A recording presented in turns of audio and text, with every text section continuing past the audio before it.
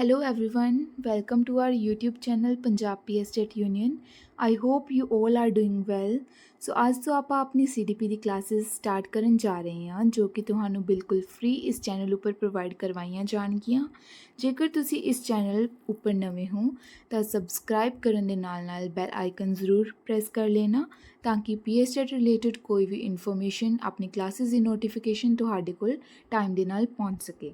ਸੋ ਹੁਣ ਆਪਾਂ ਸਟਾਰਟ ਕਰਦੇ ਹਾਂ ਆਪਣੀ ਅੱਜ ਦੀ ਫਸਟ ਕਲਾਸ ਜਿਹਦੇ ਵਿੱਚ ਆਪਾਂ ਪੜਾਂਗੇ ਜੀਨ ਪਿਆਜੇ ਦੇ ਬਾਰੇ। ਜੇਕਰ ਇਹ ਲੈਕਚਰ ਤੁਹਾਨੂੰ ਪਸੰਦ ਆਂਦਾ ਹੈ ਤਾਂ ਪਲੀਜ਼ ਲਾਈਕ ਐਂਡ ਸ਼ੇਅਰ ਜ਼ਰੂਰ ਕਰਨਾ। ਜੀਨ ਪਿਆਜੇ ਨੇ ਥਿਊਰੀ ਦਿੱਤੀ ਸੀ ਕੋਗਨੀਟਿਵ ਡਿਵੈਲਪਮੈਂਟ ਦੇ ਉੱਪਰ। ਹੁਣ ਕੋਗਨੀਟਿਵ ਡਿਵੈਲਪਮੈਂਟ ਤੋਂ ਕੀ ਮਤਲਬ ਹੈ? ਆਪਣੀ ਥਿੰਕਿੰਗ ਸਕਿੱਲਸ ਦੇ ਨਾਲ, ਥਿੰਕਿੰਗ ਪ੍ਰੋਸੈਸ ਦੇ ਨਾਲ, ਆਪਣੀ ਜੋ ਵੀ ਮੈਂਟਲ ਸਕਿੱਲਸ ਹੈ, ਆਪਣੇ ਬ੍ਰੇਨ ਰਿਲੇਟਡ ਡਿਵੈਲਪਮੈਂਟ ਹੈ, ਪ੍ਰੋਬਲਮ ਸੋਲਵਿੰਗ ਸਕਿੱਲਸ ਹੋ ਗਈਆਂ, ਰੀਜ਼ਨਿੰਗ ਹੋ ਗਈ, ਉਹ ਸਾਰੀ ਕੀ ਹੈ ਆਪਣੀ ਕੋਗਨੀਟਿਵ ਡਿਵੈਲਪਮੈਂਟ ਦੇ ਵਿੱਚ ਹੀ ਆ ਜਾਂਦੀ ਹੈ। ਜੀਨ ਪਿਆਜੇ ਕੀ ਸੀਗੇ? ਇੱਕ ਸਵਿਸ ਸਾਈਕੋਲੋਜਿਸਟ ਸੀਗੇ ਜਿਨ੍ਹਾਂ ਨੇ ਜ਼ਿਆਦਾ ਇੰਪੋਰਟੈਂਸ ਕਿਹਨੂੰ ਦਿੱਤੀ ਹੈ? ਆਪਣੀ ਹੈਰੀਡਿਟੀ ਨੂੰ। ਹੁਣ ਹੈਰੀਡਿਟੀ ਕੀ ਹੁੰਦਾ ਹੈ? ਜੋ ਵੀ ਆਪਣੇ ਬਾਇਓਲੋਜੀਕਲ ਐਬਿਲਿਟੀਜ਼, ਆਪਣੇ ਜੀਨਸ ਵਗੈਰਾ ਕੀ ਹੈ ਆਪਣੇ ਪੇਰੈਂਟਸ ਤੋਂ ਬੱਚਿਆਂ ਦੇ ਵਿੱਚ ਟਰਾਂਸਫਰ ਹੁੰਦੇ ਆ, ਉਹਨੂੰ ਕੀ ਕਿਹਾ ਜਾਂਦਾ ਹੈ? ਹੈਰੀਡਿਟੀ ਕਿਹਾ ਜਾਂਦਾ ਹੈ। ਅਤੇ ਇਹਨਾਂ ਨੇ ਸਭ ਤੋਂ ਘੱਟ ਇੰਪੋਰਟੈਂਸ, ਲੀਸਟ ਇੰਪੋਰਟੈਂਸ ਕਿਹਨੂੰ ਦਿੱਤੀ ਹੈ? ਸੁਸਾਇਟੀ ਨੂੰ।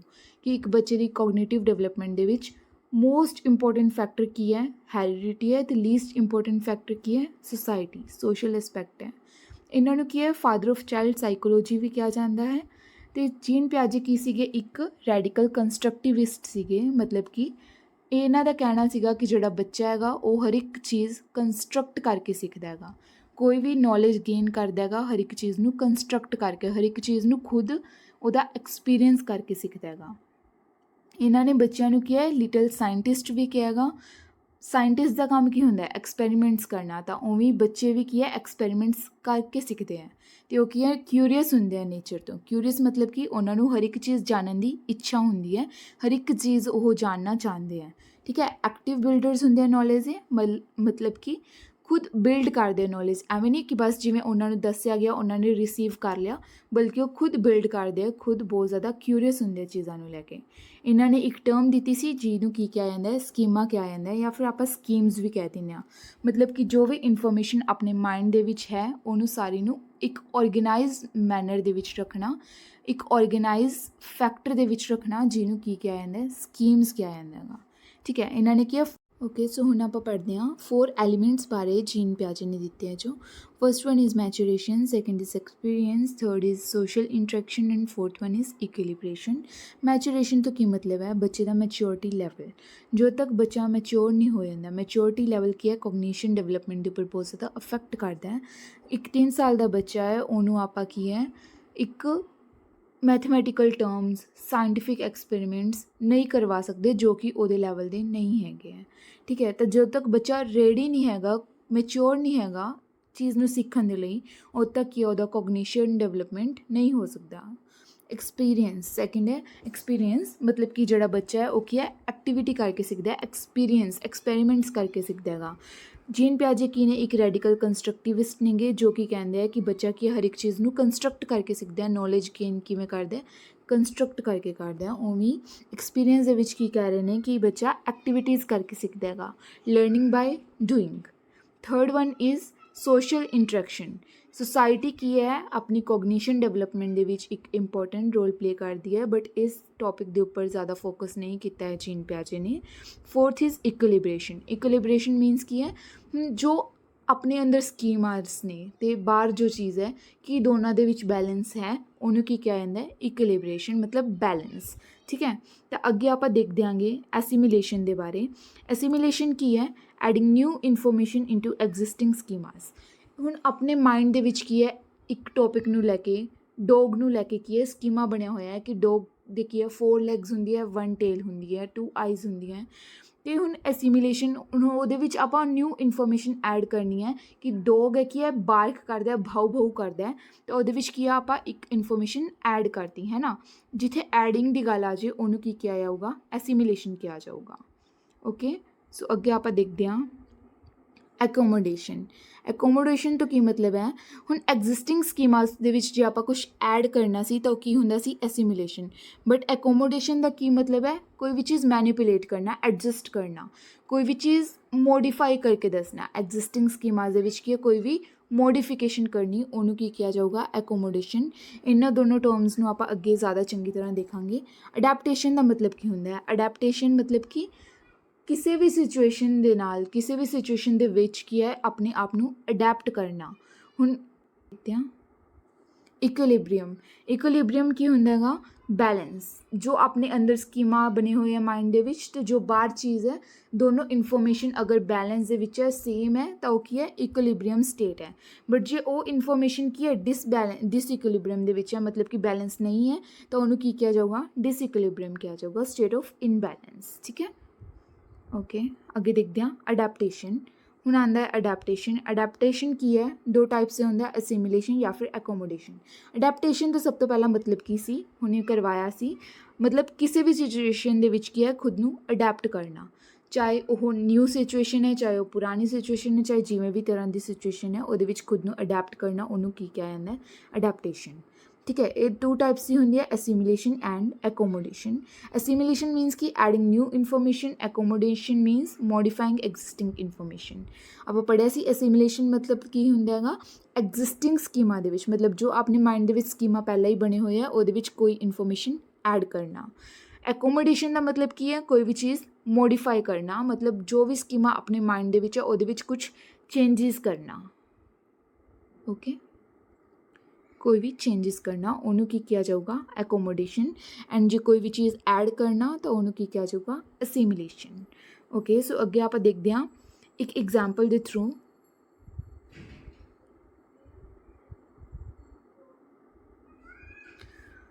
ਹੁਣ ਇਹ ਕੀ ਹੈ, ਇੱਕ ਐਗਜ਼ਾਮਪਲ ਹੈ, ਇੱਕ ਬੱਚਾ ਹੈ, ਠੀਕ ਹੈ, ਉਹਨੇ ਕੀ ਹੈ, ਇੱਕ ਡੋਗ ਦੇਖਿਆ ਅਤੇ ਉਹਨੇ ਆਪਣੇ ਮਾਈਂਡ ਦੇ ਵਿੱਚ ਕੀ ਹੈ, ਸਕੀਮਾ ਬਣਾ ਲਿਆ ਕਿ ਡੋਗ ਕੀ ਹੁੰਦਾ, ਜਿਹਦੇ ਇੱਕ ਟੰਗ ਹੁੰਦੀ ਹੈ, 2 ਆਈਜ਼ ਹੁੰਦੀਆਂ ਅਤੇ 4 ਲੈਗਸ ਹੁੰਦੀਆਂ। ਠੀਕ ਹੈ, ਉਹਨੇ ਕੀ ਆਪਣੇ ਮਾਈਂਡ ਦੇ ਵਿੱਚ ਫੋਰਮੇਸ਼ਨ ਕਰ ਲਈ ਸਕੀਮਾ ਦੀ, ਫੋਰਮੇਸ਼ਨ ਆਫ ਸਕੀਮਾ। ਅਤੇ ਹੁਣ ਕੀ ਇਕੁਇਲਿਬਰੀਅਮ ਆ ਗਿਆ ਕਿ ਜੋ ਉਹਨੂੰ ਦਿਖ ਰਿਹਾ ਬਾਹਰ ਕਿ ਇੱਕ ਡੋਗ ਦੀ ਕੀ ਹੈ, 4 ਲੈਗਸ ਹੈ, 1 ਟੰਗ ਹੈ ਅਤੇ 2 ਆਈਜ਼ ਹੈ, ਅਤੇ ਉਹਦੇ ਮਾਈਂਡ ਦੇ ਵਿੱਚ ਵੀ ਕੀ ਹੈ, ਉਵੇਂ ਸਕੀਮਾ ਬਣ ਚੁੱਕਿਆ ਕਿ ਜਿਹਦੇ 4 ਲੈਗਸ ਹੋਣਗੀਆਂ, 1 ਟੰਗ ਹੋਊਗੀ, 2 ਆਈਜ਼ ਹੋਣਗੀਆਂ, ਉਹਨੂੰ ਕੀ ਕਿਹਾ ਜਾਊਗਾ, ਡੋਗ ਕਿਹਾ ਜਾਊਗਾ। ਹੁਣ ਸੈਕਿੰਡ ਸਿਚੁਏਸ਼ਨ ਆਈ ਜਿਹਦੇ ਵਿੱਚ ਕੀ ਡੋਗ ਬਾਰਕ ਕਰ ਰਿਹਾ ਸੀ। ਹੁਣ ਉਹਨੇ ਪਹਿਲਾਂ ਤਾਂ ਕੀ ਹੈ, ਇੱਕ ਚੁੱਪਚਾਪ ਬੈਠਾ ਹੋਇਆ ਡੋਗ ਦੇਖਿਆ ਸੀ, ਬਟ ਹੁਣ ਸੈਕਿੰਡ ਸਿਚੁਏਸ਼ਨ ਕੀ ਆਈ ਕਿ ਡੋਗ ਬਾਰਕ ਕਰ ਰਿਹਾ ਸੀ। ਹੁਣ ਉਹਨੇ ਕੀ ਹੈ, ਜਿਹੜੀ ਇਹ ਫਸਟ ਵਾਲਾ ਸਕੀਮਾ ਸੀ, ਇਹਦੇ ਵਿੱਚ ਕੀ ਹੈ, ਐਡੀਸ਼ਨ ਕਰਤੀ ਕਿ ਜਿਹੜਾ ਡੋਗ ਹੈ ਉਹ ਕੀ ਬਾਰਕ ਵੀ ਕਰਦਾ ਹੈ। ਠੀਕ ਹੈ, ਹੁਣ ਨਿਊ ਇਨਫੋਰਮੇਸ਼ਨ ਐਡ ਕਰਤੀ ਨਾ ਪੁਰਾਣੇ ਵਾਲੇ ਸਕੀਮਾ ਦੇ ਵਿੱਚ, ਤਾਂ ਉਹਨੂੰ ਕੀ ਕਿਹਾ, ਐਸੀਮੀਲੇਸ਼ਨ ਕਿਹਾ। ਅਤੇ ਹੁਣ ਕੀ ਉਹਦੇ ਵੀ ਇਕੁਇਲਿਬਰੀਅਮ ਦੀ ਸਟੇਟ ਬਣ ਗਈ ਹੈ। ਠੀਕ ਹੈ, ਹੁਣ ਅੱਗੇ ਨੈਕਸਟ ਦੇਖਦੇ ਹਾਂ। ਹੁਣ ਅੱਗੇ ਕੀ ਹੈ, ਨਿਊ ਸਿਚੁਏਸ਼ਨ ਜਨਰੇਟ ਹੋ ਗਈ। ਨਿਊ ਸਿਚੁਏਸ਼ਨ 'ਚ ਕੀ ਆਇਆ, ਜਿਹੜਾ ਉਹ ਬੱਚਾ ਸੀ ਉਹਨੇ ਕੀ ਇੱਕ ਕੈਟ ਦੇਖੀ। ਠੀਕ ਹੈ, ਅਤੇ ਉਹ ਕੈਟ ਨੂੰ ਕੀ ਕਿਹਾ, ਉਹਨੇ ਇੱਕ ਡੋਗ ਕਿਹਾ। ਕਿਉਂ, ਕਿਉਂਕਿ ਕੈਟ ਦੇ ਵੀ 4 ਹੀ ਲੈਗ ਸੀਗੀਆਂ, 1 ਟੰਗ ਸੀ ਅਤੇ 2 ਆਈਜ਼ ਸੀ। ਹੁਣ ਜਿਹੜਾ ਬੱਚੇ ਨੇ ਪਹਿਲਾਂ ਡੋਗ ਦੇਖਿਆ ਸੀ, ਉਹਨੇ ਕੀ ਸਕੀਮਾ ਬਣਾਇਆ ਸੀ ਕਿ ਜਿਹਦੇ 4 ਲੈਗਸ ਹੋਣਗੀਆਂ, 1 ਟੰਗ ਹੋਊਗੀ, 2 ਆਈਜ਼ ਹੋਣਗੀਆਂ, ਉਹ ਕੀ ਡੋਗ ਹੈ। ਬਟ ਹੁਣ ਨਿਊ ਸਿਚੁਏਸ਼ਨ ਆ ਗਈ ਜਿੱਥੇ ਕੀ ਹੈ, ਉਹਨੇ 4 ਲੈਗਸ ਵਾਲੀ ਇੱਕ ਕੈਟ ਦੇਖੀ ਅਤੇ ਉਹਨੇ ਕੀ ਕਿਹਾ, ਉਹਨੂੰ ਡੋਗ ਕਿਹਾ। ਠੀਕ ਹੈ, ਪਰ ਹੁਣ ਜਿਹੜੀ ਸੁਸਾਇਟੀ ਹੈ ਉਹ ਤਾਂ ਉਹਨੂੰ ਡੋਗ ਨਹੀਂ ਕਹੂਗੀ ਨਾ, ਉਹ ਤਾਂ ਕੀ ਕਹਿ ਰਹੇ ਸੀ, ਉਹਨੂੰ ਕੈਟ ਹੀ ਕਹਿ ਰਹੇ ਸੀ। ਤਾਂ ਉਹਦੇ ਕਿਹੜੀ ਸਿਚੁਏਸ਼ਨ ਉਹ ਹੋ ਗਈ ਜਨਰੇਟ, ਡਿਸਇਕੁਇਲਿਬਰੀਅਮ ਦੀ ਜਨਰੇਸ਼ਨ ਸਟੇਟ ਹੋ ਗਈ। ਠੀਕ ਹੈ, ਅੱਗੇ ਦੇਖਦੇ ਹਾਂ। ਅੱਗੇ ਕੀ ਹੈ, ਐਕੋਮੋਡੇਸ਼ਨ। ਮਤਲਬ ਕਿ ਉਹਨੇ ਕੀ ਹੈ, ਜਿਹੜੇ ਨਿਊ ਸਕੀਮਾ ਬਣਾਇਆ। ਹੁਣ ਉੱਥੇ ਨਿਊ ਸਿਚੁਏਸ਼ਨ ਜਨਰੇਟ ਹੋ ਗਈ ਸੀਗੀ ਨਾ ਕਿ ਉਹ ਕੀ ਹੈ, ਕੈਟ ਨੂੰ ਡੋਗ ਕਹਿ ਰਿਹਾ ਸੀ, ਪਰ ਹੁਣ ਉਹਨੂੰ ਕੀ ਪਤਾ ਲੱਗਿਆ ਕਿ ਜਿਹੜੇ ਡੋਗ ਅਤੇ ਕੈਟ ਹੈ ਅਲੱਗ ਅਲੱਗ ਹੈ। ਹੁਣ ਉਹਨੇ ਕੀ ਹੈ, ਉਹ ਜਿਹੜਾ ਪਹਿਲਾ ਵਾਲਾ ਸਕੀਮਾ ਬਣਾਇਆ ਹੋਇਆ ਸੀ ਕਿ ਜਿਹੜਾ ਡੋਗ ਹੈ ਉਹਦੀ 4 ਲੈਗਸ ਹੁੰਦੀਆਂ, 2 ਆਈਜ਼ ਹੁੰਦੀਆਂ, 1 ਟੰਗ ਹੁੰਦੀ ਹੈ, ਉਹਦੇ ਵਿੱਚ ਕੀ ਹੈ, ਮੋਡੀਫਿਕੇਸ਼ਨ ਕੀਤੀ, ਚੇਂਜ ਕੀਤਾ ਪਹਿਲਾਂ ਵਾਲੇ ਦੇ ਵਿੱਚ। ਠੀਕ ਹੈ, ਚੇਂਜ ਕੀਤਾ ਅਤੇ ਕੀ ਲਿਖਿਆ ਕਿ ਜਿਹੜਾ ਬਾਰਕ ਕਰਦਾ ਉਹ ਡੋਗ ਹੁੰਦਾ, ਬਟ ਜਿਹੜੀ ਕੈਟ ਹੈ ਉਹਦੇ ਵੀ ਕੀ ਹੈ, ਸੇਮ ਹੀ ਹੈ, ਬਟ ਫੀਚਰਸ ਅਲੱਗ ਹੁੰਦੇ ਆ। ਤਾਂ ਉਹਦੇ ਵਿੱਚ ਕੀ ਹੈ, ਐਕੋਮੋਡੇਸ਼ਨ ਹੋ ਗਿਆ ਅਤੇ ਹੁਣ ਕੀ ਹੈ, ਇਕੁਇਲਿਬਰੀਅਮ ਦੀ ਸਟੇਟ ਦੁਬਾਰਾ ਤੋਂ ਜਨਰੇਟ ਹੋ ਗਈ ਆਪਣੇ ਕੋਲ। ਓਕੇ, ਸੋ ਹੁਣ ਆਪਾਂ ਇਹ ਰਿਵਾਈਜ਼ ਕਰ ਰਹੇ ਹਾਂਗੇ ਪ੍ਰੋਸੈਸ ਆਫ ਅਡੈਪਟੇਸ਼ਨ। ਠੀਕ ਹੈ, ਜੋ ਵੀ ਆਪਾਂ ਉੱਪਰ ਪੜ੍ਹੀ ਹੈਗੀ ਉਹ ਰਿਵਾਈਜ਼ ਕਰਦੇ ਹਾਂ। ਇਹ ਸਾਰੀ ਕੀ ਹੈ, ਅਡੈਪਟੇਸ਼ਨ ਦੀ ਹੀ ਇੱਕ ਪ੍ਰੋਸੈਸ ਹੈ। ਮਤਲਬ ਕਿ ਨਿਊ ਸਿਚੁਏਸ਼ਨ ਦੇ ਵਿੱਚ ਜਾਂ ਫਿਰ ਕੋਈ ਵੀ ਜੋ ਸਿਚੁਏਸ਼ਨ ਚੇਂਜ ਹੁੰਦੀ ਹੈ ਉਹਦੇ ਵਿੱਚ ਸਕੀਮਾ ਦੇ ਵਿੱਚ ਕਿਵੇਂ ਚੇਂਜਿਸ ਹੁੰਦੇ ਆ, ਉਹਨੂੰ ਆਪਾਂ ਕੀ ਕਹਿੰਦੇ ਹਾਂ, ਅਡੈਪਟੇਸ਼ਨ। ਕਿਵੇਂ ਬੱਚਾ ਅਡੈਪਟ ਕਰਦਾ ਸਿਚੁਏਸ਼ਨ ਨੂੰ। ठीक है। सब तो पहला की है फॉर्मेशन हुई सी स्कीमा दी, जिहदे विच की है एक बच्चे ने डॉग देखा सीगा, ठीक है, 4 लैग्स वाला, एक टंग वाला ते 2 आइज़ वाला। उन्हें की अपने माइंड दे विच स्कीमा बनाया सी कि 4 लैग्स वाला की है एक डॉग है, ठीक है। ਤੇ ਉਹ ਤੋਂ ਬਾਅਦ ਕੀ ਹੈ ਅਸਿਮੂਲੇਟ ਕੀਤਾ ਉਹਨੇ ਪੁਰਾਣੇ ਵਾਲੇ ਸਕੀਮਾਂ ਦੇ ਵਿੱਚ ਕੀ ਹੈ ਨਿਊ ਇਨਫੋਰਮੇਸ਼ਨ ਐਡ ਕੀਤੀ ਸੀਗੀ ਕਿ ਜਿਹੜਾ ਡੋਗ ਹੈ ਉਹ ਬਾਰਕ ਵੀ ਕਰਦਾ ਹੈ, ਠੀਕ ਹੈ। ਉਹਦੇ ਫਿਰ ਕੀ ਹੈ ਇਕੁਲਿਬਰੀਅਮ ਦੀ ਸਟੇਟ ਜਨਰੇਟ ਹੋ ਗਈ ਸੀਗੀ। ਇਕੁਲਿਬਰੀਅਮ ਆ ਗਿਆ ਸੀਗਾ ਕਿ ਜਿਹੜਾ ਡੋਗ ਹੈ ਉਹਦੀ 4 ਲੈਗਸ ਹੁੰਦੀਆਂ, 2 ਆਈਜ਼ ਹੁੰਦੀਆਂ ਅਤੇ 1 ਟੰਗ ਹੁੰਦੀ ਹੈ, ਅਤੇ ਉਹ ਕੀ ਹੈ ਬਾਰਕ ਵੀ ਕਰਦੇ ਆ। ਹੁਣ ਸੁਸਾਇਟੀ ਵੀ ਸੇਮ ਹੀ ਕਹਿ ਰਹੀ ਸੀ, ਉਹਨੂੰ ਦਿਖ ਵੀ ਸੇਮ ਹੀ ਰਿਹਾ ਸੀ, ਅਤੇ ਉਹਦੇ ਮਾਈਂਡ ਦੇ ਵਿੱਚ ਜਿਹੜਾ ਸਕੀਮਾ ਸੀ ਉਹ ਵੀ ਸੇਮ ਹੀ ਬਣਿਆ ਹੋਇਆ ਸੀ। ਅਤੇ ਉਸ ਤੋਂ ਬਾਅਦ ਕੀ ਹੈ ਇੱਕ ਨਿਊ ਸਿਚੁਏਸ਼ਨ ਜਨਰੇਟ ਹੋ ਗਈ, ਜਿਹਦੇ ਵਿੱਚ ਕੀ ਆਇਆ ਕਿ ਇੱਕ 4 ਲੈਗਸ ਵਾਲੀ ਕੈਟ ਆ ਗਈ ਸੀ, ਹੈ ਨਾ। ਪਹਿਲਾਂ ਉਹਨੂੰ ਤਾਂ ਇਹੀ ਪਤਾ ਸੀਗਾ ਕਿ 4 ਲੈਗਸ ਵਾਲਾ ਤਾਂ ਡੋਗ ਹੀ ਹੁੰਦਾ, ਬਟ ਹੁਣ ਨਿਊ ਸਿਚੁਏਸ਼ਨ ਜਨਰੇਟ ਹੋ ਗਈ, ਜਿਹਦੇ ਵਿੱਚ ਕੀ ਹੈ 4 ਲੈਗਸ ਵਾਲੀ ਕੈਟ ਆ ਗਈ। ਹੁਣ ਉਹਨੂੰ ਇਹ ਨਹੀਂ ਪਤਾ ਸੀ ਕਿ 4 ਲੈਗਸ ਵਾਲੀ ਕੈਟ ਵੀ ਹੁੰਦੀ ਹੈ, ਤਾਂ ਉਹਦੇ ਕਿਹੜੀ ਜਨਰੇਟ ਹੋ ਗਈ ਸੀਗੀ ਸਿਚੁਏਸ਼ਨ, ਡਿਸਇਕੁਲਿਬਰੀਅਮ ਹੋ ਗਿਆ ਸੀਗਾ ਕਿ ਹੁਣ ਉਹਨੂੰ ਦਿਖ ਤਾਂ ਅਲੱਗ ਰਿਹਾ ਸੀ, ਡੋਗ ਨਹੀਂ ਦਿਖ ਰਿਹਾ ਸੀ, ਬਟ ਉਹਦੇ ਮਾਈਂਡ ਦੇ ਵਿੱਚ ਸਕੀਮਾ ਇਹ ਬਣਿਆ ਹੋਇਆ ਸੀ ਕਿ 4 ਲੈਗ ਵਾਲਾ ਤਾਂ ਕੀ ਹੈ ਡੋਗ ਹੀ ਹੁੰਦਾ ਹੈਗਾ, ਤਾਂ ਉਹਦੇ ਕੀ ਹੈ ਡਿਸਇਕੁਲਿਬਰੀਅਮ ਹੋ ਗਿਆ। ਬਟ ਉਹਨੇ ਜਦੋਂ ਪਹਿਲਾਂ ਵਾਲੇ ਸਕੀਮਾ ਦੇ ਵਿੱਚ ਕੀ ਹੈ ਮੋਡੀਫਿਕੇਸ਼ਨ ਕੀਤੀ, ਚੇਂਜਿਸ ਕੀਤੇ ਕਿ 4 ਲੈਗਸ ਵਾਲਾ ਕੀ ਡੋਗ ਵੀ ਹੁੰਦਾ ਹੈ ਅਤੇ 4 ਲੈਗਸ ਵਾਲੀ ਕੈਟ ਵੀ ਹੁੰਦੀ ਹੈ, ਤਾਂ ਫਿਰ ਉਸ ਤੋਂ ਬਾਅਦ ਕੀ ਹੈ ਇਕੁਲਿਬਰੀਅਮ ਦੀ ਸਟੇਟ ਦੁਬਾਰਾ ਤੋਂ ਜਨਰੇਟ ਹੋ ਗਈ, ਠੀਕ ਹੈ। ਤਾਂ ਹੁਣ ਇਹ ਤੋਂ ਆਪਾਂ ਨੂੰ ਕੀ ਪਤਾ ਲੱਗਦਾ ਹੈ, ਸਭ ਤੋਂ ਪਹਿਲਾਂ ਫੋਰਮੇਸ਼ਨ ਹੋਈ ਸਕੀਮਾ ਦੀ, ਸੈਕਿੰਡ 'ਤੇ ਕੀ ਹੈ ਅਸਿਮੂਲੇਸ਼ਨ। ਅਸਿਮੂਲੇਸ਼ਨ ਮਤਲਬ ਕਿ ਕੋਈ ਵੀ ਪੁਰਾਣੇ ਸਕੀਮਾਂ ਦੇ ਵਿੱਚ ਜਾਂ ਫਿਰ ਐਗਜ਼ਿਸਟਿੰਗ ਸਕੀਮਾਂ ਦੇ ਵਿੱਚ ਕੋਈ ਵੀ ਇਨਫੋਰਮੇਸ਼ਨ ਨੂੰ ਐਡ ਕਰਨਾ। ਜਿੱਥੇ ਵੀ ਐਡਿੰਗ ਦੀ ਗੱਲ ਆ ਜਾਏ ਉੱਥੇ ਕੀ ਆਊਗਾ ਐਸਿਮੂਲੇਸ਼ਨ ਆਊਗਾ, ਅਤੇ ਜਿੱਥੇ ਵੀ ਐਗਜ਼ਿਸਟਿੰਗ ਸਕੀਮਾਂ ਦੇ ਵਿੱਚ ਕੋਈ ਵੀ ਮੋਡੀਫਿਕੇਸ਼ਨ ਦੀ ਕੋਈ ਵੀ ਚੇਂਜ ਦੀ ਗੱਲ ਆ ਜਾਏ ਉੱਥੇ ਕੀ ਆਊਗਾ ਆਪਣਾ ਐਕੋਮੋਡੇਸ਼ਨ ਆਊਗਾ। ਓਕੇ ਜੀ, ਸੋ ਅੱਗੇ ਦੇਖਦੇ ਹਾਂ ਆਪਾਂ 4 stages of cognitive development. Jean ਪਿਆਜੇ ਦੇ ਅਕੋਰਡਿੰਗ ਕੋਗਨੀਟਿਵ ਡਿਵੈਲਪਮੈਂਟ ਦੀ ਕਿੰਨੀ ਸਟੇਜਿਸ ਹੈ, 4 ਸਟੇਜਿਸ ਹੈ। ਜੀਨ ਪਿਆਜੇ ਦੇ ਅਕੋਰਡਿੰਗ ਜਿਹੜੀ ਡਿਵੈਲਪਮੈਂਟ ਹੈ ਉਹ ਕੀ ਹੈ ਡਿਸਕੰਟੀਨਿਊਸ ਹੈ, ਮਤਲਬ ਕਿ ਕੰਟੀਨਿਊਟੀ ਦੇ ਨਾਲ ਨਹੀਂ ਚੱਲਦੇ, ਡਿਸਕੰਟੀਨਿਊਸ ਚੱਲਦੇ ਆ। ਹੁਣ ਜਿਵੇਂ ਫਸਟ ਸਟੇਜ ਹੈ ਉਹ ਤੋਂ ਬਾਅਦ ਥੋੜ੍ਹਾ ਪੋਜ਼ ਆਊਗਾ, ਦੈਨ ਬੱਚਾ ਕੀ ਹੈ ਸੈਕਿੰਡ ਸਟੇਜ 'ਤੇ ਜਾਊਗਾ, ਫਿਰ ਥੋੜ੍ਹਾ ਜਿਹਾ ਪੋਜ਼ ਆਊਗਾ, ਦੈਨ ਕੀ ਹੈ ਥਰਡ ਸਟੇਜ ਆਊਗੀ, ਫਿਰ ਥੋੜ੍ਹਾ ਜਿਹਾ ਪੋਜ਼, ਫਿਰ ਕੀ ਹੈ 4th ਸਟੇਜ ਆਊਗੀ, ਠੀਕ ਹੈ। ਉਸੇ ਤਰ੍ਹਾਂ ਅੱਗੇ ਆਪਾਂ 4 ਸਟੇਜਿਸ ਦੇ ਨਾਮ ਦੇਖਦੇ ਹਾਂ। फर्स्ट की है सेंसरी मोटर स्टेज, सेकंड की है pre operational stage, third one is concrete operational stage and fourth one is formal operational stage. हुण इन्हां दे मीनिंग देखदे हां, इन्हां नूं देखते हुए name they according. First is sensory motor. हुण इस तो की पता लगदा आपां नूं, सेंसरी दा मतलब की होया सेंसिस। बच्चा की अपनी सेंसिस दे थ्रू सीखदा है। सेंसिस जिवें अपनी 5 सेंसिस हुंदियां ना, टच फील, तो उवें की है सेंसिस के थ्रू सीखता है बच्चा। Second one is pre operational. हुण उहदे ऑपरेशनल का मतलब की है, ऑपरेशनल मतलब लॉजिक तो है, मतलब इस एज दे विच बच्चे नूं की है लॉजिक नहीं हुंदा, लॉजिक तो प्री मतलब पहला वाली स्टेज, लॉजिक आने तो पहला वाली स्टेज नूं आपां की कहने आ pre operational stage. Concrete operational, concrete ते एबस्ट्रैक्ट दो टाइप दी चीज़ां हुंदियां। ਐਬਸਟਰੈਕਟ ਥਿੰਕਿੰਗ ਆਪਾਂ ਕਹਿ ਦਿੰਦੇ ਹਾਂ, ਜਿਹਨੂੰ ਆਪਾਂ ਫੀਲ ਕਰ ਸਕਦੇ ਹਾਂ, ਜਿਹਨੂੰ ਆਪਾਂ ਆਪਣੇ ਮਾਈਂਡ ਦੇ ਵਿੱਚ ਥਿੰਕਿੰਗ ਸੋਚ ਸਕਦੇ ਹਾਂ ਕੁਛ ਵੀ। ਬਟ ਕੰਕਰੀਟ ਜਿਹਨੂੰ ਆਪਾਂ ਟੱਚ ਕਰ ਸਕਦੇ ਹਾਂ, ਦੇਖ ਸਕਦੇ ਹਾਂ, ਜਿਹੜੀ ਆਪਣੇ ਅੱਖਾਂ ਦੇ ਅੱਗੇ ਹੈ, ਠੀਕ ਹੈ। ਹੁਣ ਜਿਹੜੀ ਮੈਥਮੈਟੀਕਲ ਟਰਮਸ ਹੈ, ਸਾਇੰਟੀਫਿਕ ਟਰਮਸ ਹੈ, ਉਹਨਾਂ ਨੂੰ ਆਪਾਂ ਸਿਰਫ ਸੋਚ ਹੀ ਸਕਦੇ ਹਾਂ, ਉਹ ਕੀ ਹੈ ਐਬਸਟਰੈਕਟ ਥਿੰਕਿੰਗ ਹੈ। ਬਟ ਜਿਹੜੀ ਹੁਣ ਬੈਲੂਨਸ ਹੋ ਗਏ, ਕਲਰਸ ਹੋ ਗਏ, ਉਹ ਆਪਾਂ ਦੇਖ ਸਕਦੇ ਹਾਂ ਨਾ, ਬੋਲਸ ਹੋ ਗਈਆਂ ਉਹ ਆਪਾਂ ਦੇਖ ਸਕਦੇ ਹਾਂ, ਤਾਂ ਉਹਨਾਂ ਦੇ ਰਿਲੇਟਡ ਕੋਈ ਵੀ ਚੀਜ਼ ਹੋਗੀ ਉਹ ਕੀ ਆ ਜਾਊਗੀ कॉन्क्रीट ऑपरेशनल ਦੇ ਵਿੱਚ ਆ ਜਾਏਗੀ, ਠੀਕ ਹੈ। Fourth one is formal operational, ਜਿਹਦੇ ਵਿੱਚ ਕੀ ਹੈ ਐਬਸਟਰੈਕਟ ऑपरेशनल, ਐਬਸਟਰੈਕਟ ਲੌਜਿਕ ਵੀ ਕੀ ਹੈ ਬੱਚੇ ਦਾ ਡਿਵੈਲਪ ਹੋ ਜਾਂਦਾ ਹੈਗਾ। ਓਕੇ ਜੀ, ਅੱਗੇ ਆਪਾਂ ਦੇਖਦੇ ਹਾਂ ਇਹਨਾਂ ਨੂੰ ਡਿਟੇਲ ਦੇ ਵਿੱਚ। ਫਸਟ ਸਟੇਜ ਕਿਹੜੀ ਹੈ, ਸੈਂਸਰੀ ਮੋਟਰ ਸਟੇਜ। ਬਰਥ ਤੋਂ ਲੈ ਕੇ 2 ਸਾਲ ਤੱਕ ਦੀ ਸਟੇਜ ਨੂੰ ਕੀ ਕਿਹਾ ਜਾਂਦਾ ਹੈਗਾ, ਸੈਂਸਰੀ ਮੋਟਰ ਸਟੇਜ ਕਿਹਾ ਜਾਂਦਾ ਹੈ, ਜਿਹਦੇ ਵਿੱਚ ਸੈਂਸਿਸ ਕੀ ਹੁੰਦੀਆਂ ਬੱਚੇ ਦੀ ਟੀਚਰਸ ਹੁੰਦੀਆਂ। ਬੱਚਾ ਕੀ ਹੈ ਐਕਟੀਵਿਟੀ ਕਰਕੇ, ਟੱਚ ਕਰਕੇ, ਦੇਖ ਕੇ, ਸੁਣ ਕੇ, ਫੀਲ ਕਰਕੇ ਸਿੱਖਦਾ ਹੈਗਾ, ਠੀਕ ਹੈ। ਸੈਂਸਿਸ ਦੇ ਥਰੂ ਸਿੱਖਦਾ ਹੈਗਾ, ਅਤੇ ਆਪਣਾ ਜਿਹੜਾ ਗੋਲ ਡਾਇਰੈਕਟਡ ਬਿਹੇਵੀਅਰ ਹੈ ਇਸ ਏਜ ਦੇ ਵਿੱਚ ਬੱਚੇ ਦੇ ਵਿੱਚ ਆ ਜਾਂਦਾ ਹੈਗਾ। ਹੁਣ ਇੱਕ ਟੇਬਲ 'ਤੇ ਕੀ ਹੈ ਸਮਝ ਲਓ ਉਹਦੇ ਮਿਲਕ ਵਾਲੀ ਬੋਟਲ ਪਈ ਹੈ, ਜਿਹਦੇ ਵਿੱਚ ਕੀ ਹੈ ਉਹਨੂੰ ਮਿਲਕ ਚਾਹੀਦਾ, ਤਾਂ ਉਹ ਕੀ ਹੈ ਉੱਥੇ ਫੋਕਸ ਕਰੂਗਾ, ਉਹਨੇ ਕੀ ਆ ਉਸ ਚੀਜ਼ ਨੂੰ ਪਾਉਣਾ ਹੈ, ਉਸ ਚੀਜ਼ ਨੂੰ ਗੋਲ ਬਣਾ ਲਿਆ ਜਿੱਥੇ ਤੱਕ ਉਹਨੇ ਪਹੁੰਚਣਾ ਹੈ, ਤਾਂ ਜਿਵੇਂ ਵੀ ਜਾਵੇ, ਠੀਕ ਹੈ, ਉਹ ਉੱਥੇ ਤੱਕ ਪਹੁੰਚੂਗਾ। ਤਾਂ ਥਰਡ ਕੀ ਹੈ ਇਮੀਟੇਟਿਵ ਬਿਹੇਵੀਅਰ, ਉਹ ਕੀ ਹੈ ਨਕਲ ਕਰਕੇ ਸਿੱਖਦਾ ਹੈਗਾ। ਹੁਣ ਕਈ ਛੋਟੇ ਬੱਚੇ ਹੁੰਦੇ ਆ ਨਾ ਆਪਣੇ ਪੇਰੈਂਟਸ ਦੀ ਨਕਲ ਕਰਦੇ ਆ, ਤਾਂ ਉਹ ਕੀ ਹੈ ਇਮੀਟੇਟਿਵ ਬਿਹੇਵੀਅਰ ਕਰਕੇ ਸਿੱਖਦੇ ਆ। Fourth is object permanence.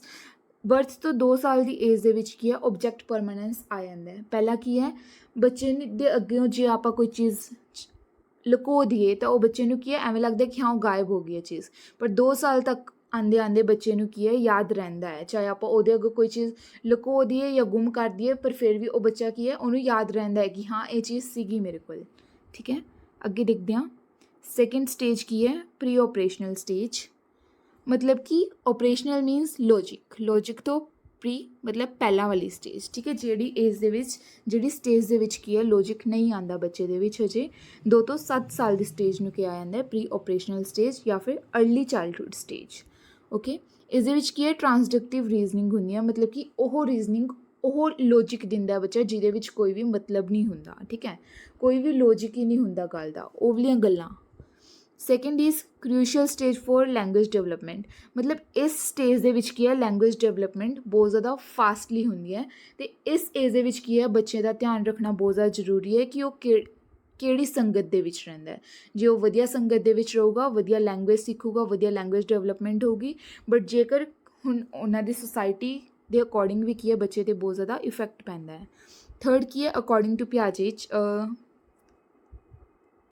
ਹੁਣ ਆਪਾਂ ਇਹ ਸਟੇਜਸ ਕੀ ਹੈ ਡਿਟੇਲ ਦੇ ਵਿੱਚ ਕਰਦੇ ਹਾਂ। Sensory motor stage, sensory motor ਦੇ ਨਾਮ ਤੋਂ ਹੀ ਡਿਫਾਈਨ ਹੋ ਰਿਹਾ ਹੈਗਾ। ਸੈਂਸਰੀ ਮੀਨਸ ਸੈਂਸਸ, ਬੱਚਾ ਕੀ ਆਪਣੀ ਸੈਂਸਸ ਤੋਂ ਸਿੱਖਦਾ ਹੈ, ਟੱਚ ਕਰਕੇ, ਫੀਲ ਕਰਕੇ, ਸੁਣ ਕੇ, ਬੋਲ ਕੇ ਕੀ ਹੈ ਬੱਚਾ ਸਿੱਖਦਾ ਹੈ। ਠੀਕ ਹੈ, ਜਿਹੜੀ ਸੈਂਸਰੀ ਮੋਟਰ ਸਟੇਜ ਹੈ ਇਹ ਕੀ ਹੈ ਬਰਥ ਤੋਂ 2 ਸਾਲ ਤੱਕ ਦੀ ਸਟੇਜ ਨੂੰ ਕੀ ਹੈ ਸੈਂਸਰੀ ਮੋਟਰ ਸਟੇਜ ਕਿਹਾ ਜਾਂਦਾ ਹੈ।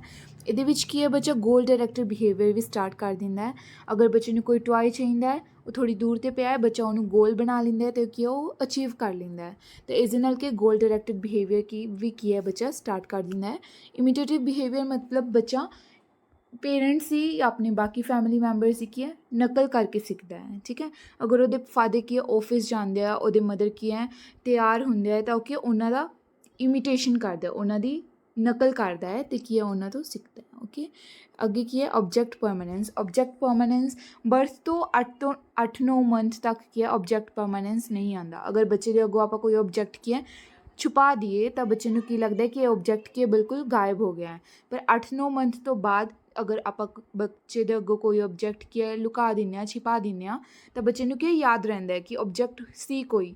ਠੀਕ ਹੈ, ਆਬਜੈਕਟ ਪਰਮਾਨੈਂਸ ਮਤਲਬ ਕਿ ਜੇ ਆਪਾਂ ਉਹਦੇ ਅੱਗੋਂ ਅੱਖਾਂ ਅੱਗੋਂ ਕੋਈ ਆਬਜੈਕਟ ਲੁਕਾ ਵੀ ਦਈਏ, ਛਿਪਾ ਵੀ ਦਈਏ, ਤਾਂ ਵੀ ਉਹਨੂੰ ਕੀ ਪਤਾ ਹੁੰਦਾ ਹੈ ਕਿ ਉਹ ਆਬਜੈਕਟ ਸੀ।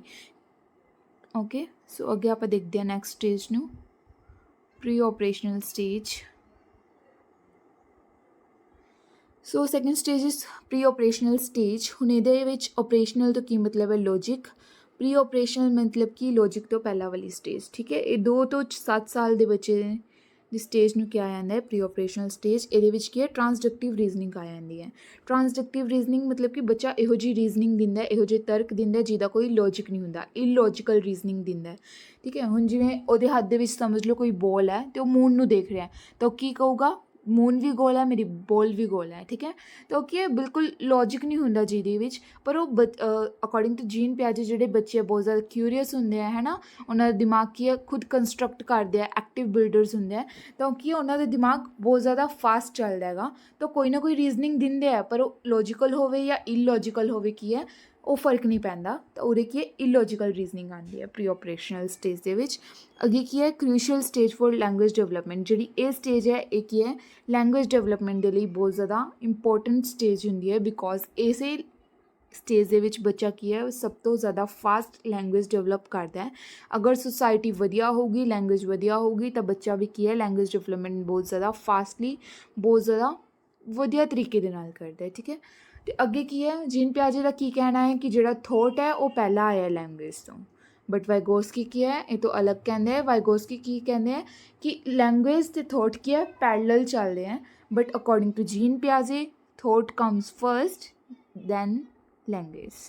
ਓਕੇ, ਸੋ ਅੱਗੇ ਦੇਖਦੇ ਹਾਂ ਆਪਾਂ ਇਰੀਵਰਸਿਬਿਲਿਟੀ ਟਰਮ ਵੀ ਕੀ ਹੈ ਇਸ ਸਟੇਜ ਦੇ ਵਿੱਚ ਆਉਂਦੀ ਹੈ ਪ੍ਰੀ ਓਪਰੇਸ਼ਨਲ ਸਟੇਜ ਦੇ ਵਿੱਚ, ਜਿਸ ਦੇ ਵਿੱਚ ਬੱਚਾ ਕੀ ਹੈ ਇੱਕ ਰਿਵਰਸ ਨਹੀਂ ਕਰ ਸਕਦਾ ਚੀਜ਼ਾਂ ਨੂੰ, ਮਤਲਬ ਕਿ ਹੁਣ ਵਾਟਰ ਤੋਂ ਆਈਸ ਬਣ ਰਹੀ ਹੈ, ਬਟ ਬੱਚੇ ਨੂੰ ਇਹ ਨਹੀਂ ਪਤਾ ਕਿ ਆਈਸ ਤੋਂ ਵਾਟਰ ਵੀ ਬਣ ਸਕਦਾ ਹੈ। ਠੀਕ ਹੈ, ਮਤਲਬ ਇਰੀਵਰਸਿਬਿਲਿਟੀ ਹੈ, ਬੱਚਾ ਰਿਵਰਸ ਨਹੀਂ ਕਰ ਪਾ ਰਿਹਾ ਚੀਜ਼ਾਂ ਨੂੰ। ਅੱਗੇ ਕੀ ਹੈ ਈਗੋਸੈਂਟਰਿਜ਼ਮ, ਮਤਲਬ ਕਿ ਬੱਚਾ ਸਿਰਫ ਕੀ ਹੈ ਖੁਦ ਦਾ ਪਰਸਪੈਕਟਿਵ ਦੇਖ ਰਿਹਾ ਹੈਗਾ ਕਿ ਹਾਂ ਅਗਰ ਬੱਚੇ ਦੇ ਅਰਾਊਂਡ ਕੋਈ ਫੰਕਸ਼ਨ ਹੋ ਰਿਹਾ ਜਾਂ ਕੁਛ ਵੀ ਹੋ ਰਿਹਾ, ਕੋਈ ਵੀ ਸਿਚੁਏਸ਼ਨ ਹੈ, ਬੱਚਾ ਸਿਰਫ ਖੁਦ ਨੂੰ ਹੀ ਦੇਖ ਰਿਹਾ ਹੈਗਾ, ਬਾਕੀ ਕਿਸੇ ਤੋਂ ਬੱਚੇ ਨੇ ਕੁਛ ਨਹੀਂ ਲੈਣਾ, ਠੀਕ ਹੈ। ਈਗੋਸੈਂਟਰਿਜ਼ਮ ਮਤਲਬ ਕਿ ਸਿਰਫ only me. Next is animism.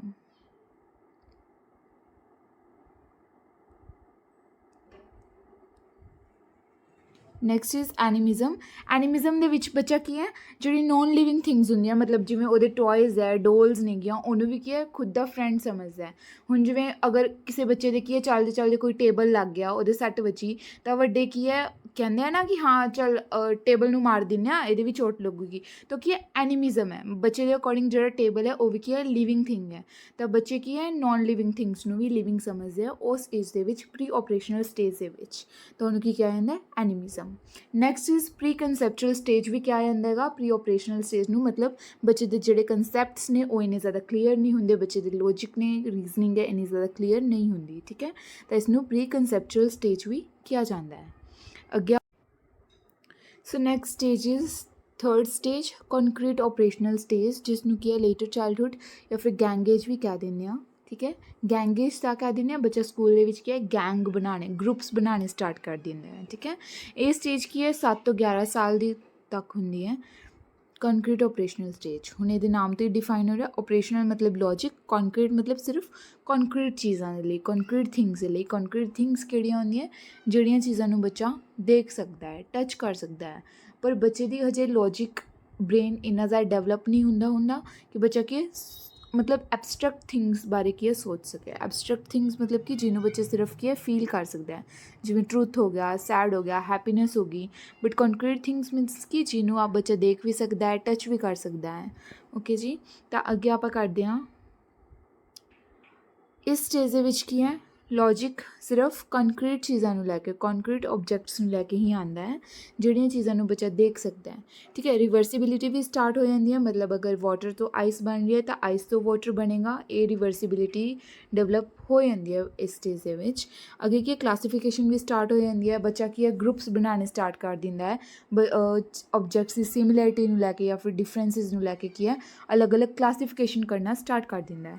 ਅੱਗੇ ਕੀ ਹੈ ਟ੍ਰਾਂਜ਼ਿਟਿਵਿਟੀ ਵੀ ਸਟਾਰਟ ਹੋ ਜਾਂਦੀ ਹੈ, ਮੀਨਸ ਕਿ ਅਗਰ ਇਹ ਚੀਜ਼ ਕੀ ਹੈ ਬੀ ਤੋਂ ਵੱਡੀ ਹੈ ਅਤੇ ਸੀ ਕੀ ਹੈ ਏ ਤੋਂ ਵੱਡੀ ਹੈ, ਤਾਂ ਉਹਨਾਂ 'ਚੋਂ ਸਭ ਤੋਂ ਵੱਡੀ ਕੀ ਹੋਗੀ, ਮਤਲਬ 3-4 ਚੀਜ਼ਾਂ ਦੇ ਵਿੱਚ ਜਾਂ ਗਰੁੱਪ ਦੇ ਵਿੱਚ ਕੀ ਹੈ ਬੱਚਾ ਰਿਲੇਸ਼ਨਸ਼ਿਪਸ ਬਣਾਉਣਾ ਸਟਾਰਟ ਕਰ ਦਿੰਦਾ। ਅਗਰ ਏ ਥਿੰਗ ਕੀ ਹੈ ਬੀ ਤੋਂ ਵੱਡੀ ਹੈ ਅਤੇ ਸੀ ਕੀ ਹੈ ਏ ਤੋਂ ਵੱਡੀ ਹੈ, ਤਾਂ ਤਿੰਨਾਂ ਦੇ ਵਿੱਚੋਂ ਸਭ ਤੋਂ ਵੱਡੀ ਕੀ ਹੋਊਗੀ ਸੀ ਹੋਊਗੀ, ਤਾਂ ਇਹ ਚੀਜ਼ ਵੀ ਕੀ ਹੈ ਬੱਚੇ ਦੇ ਵਿੱਚ ਸਟਾਰਟ ਹੋ ਜਾਂਦੀ ਹੈ।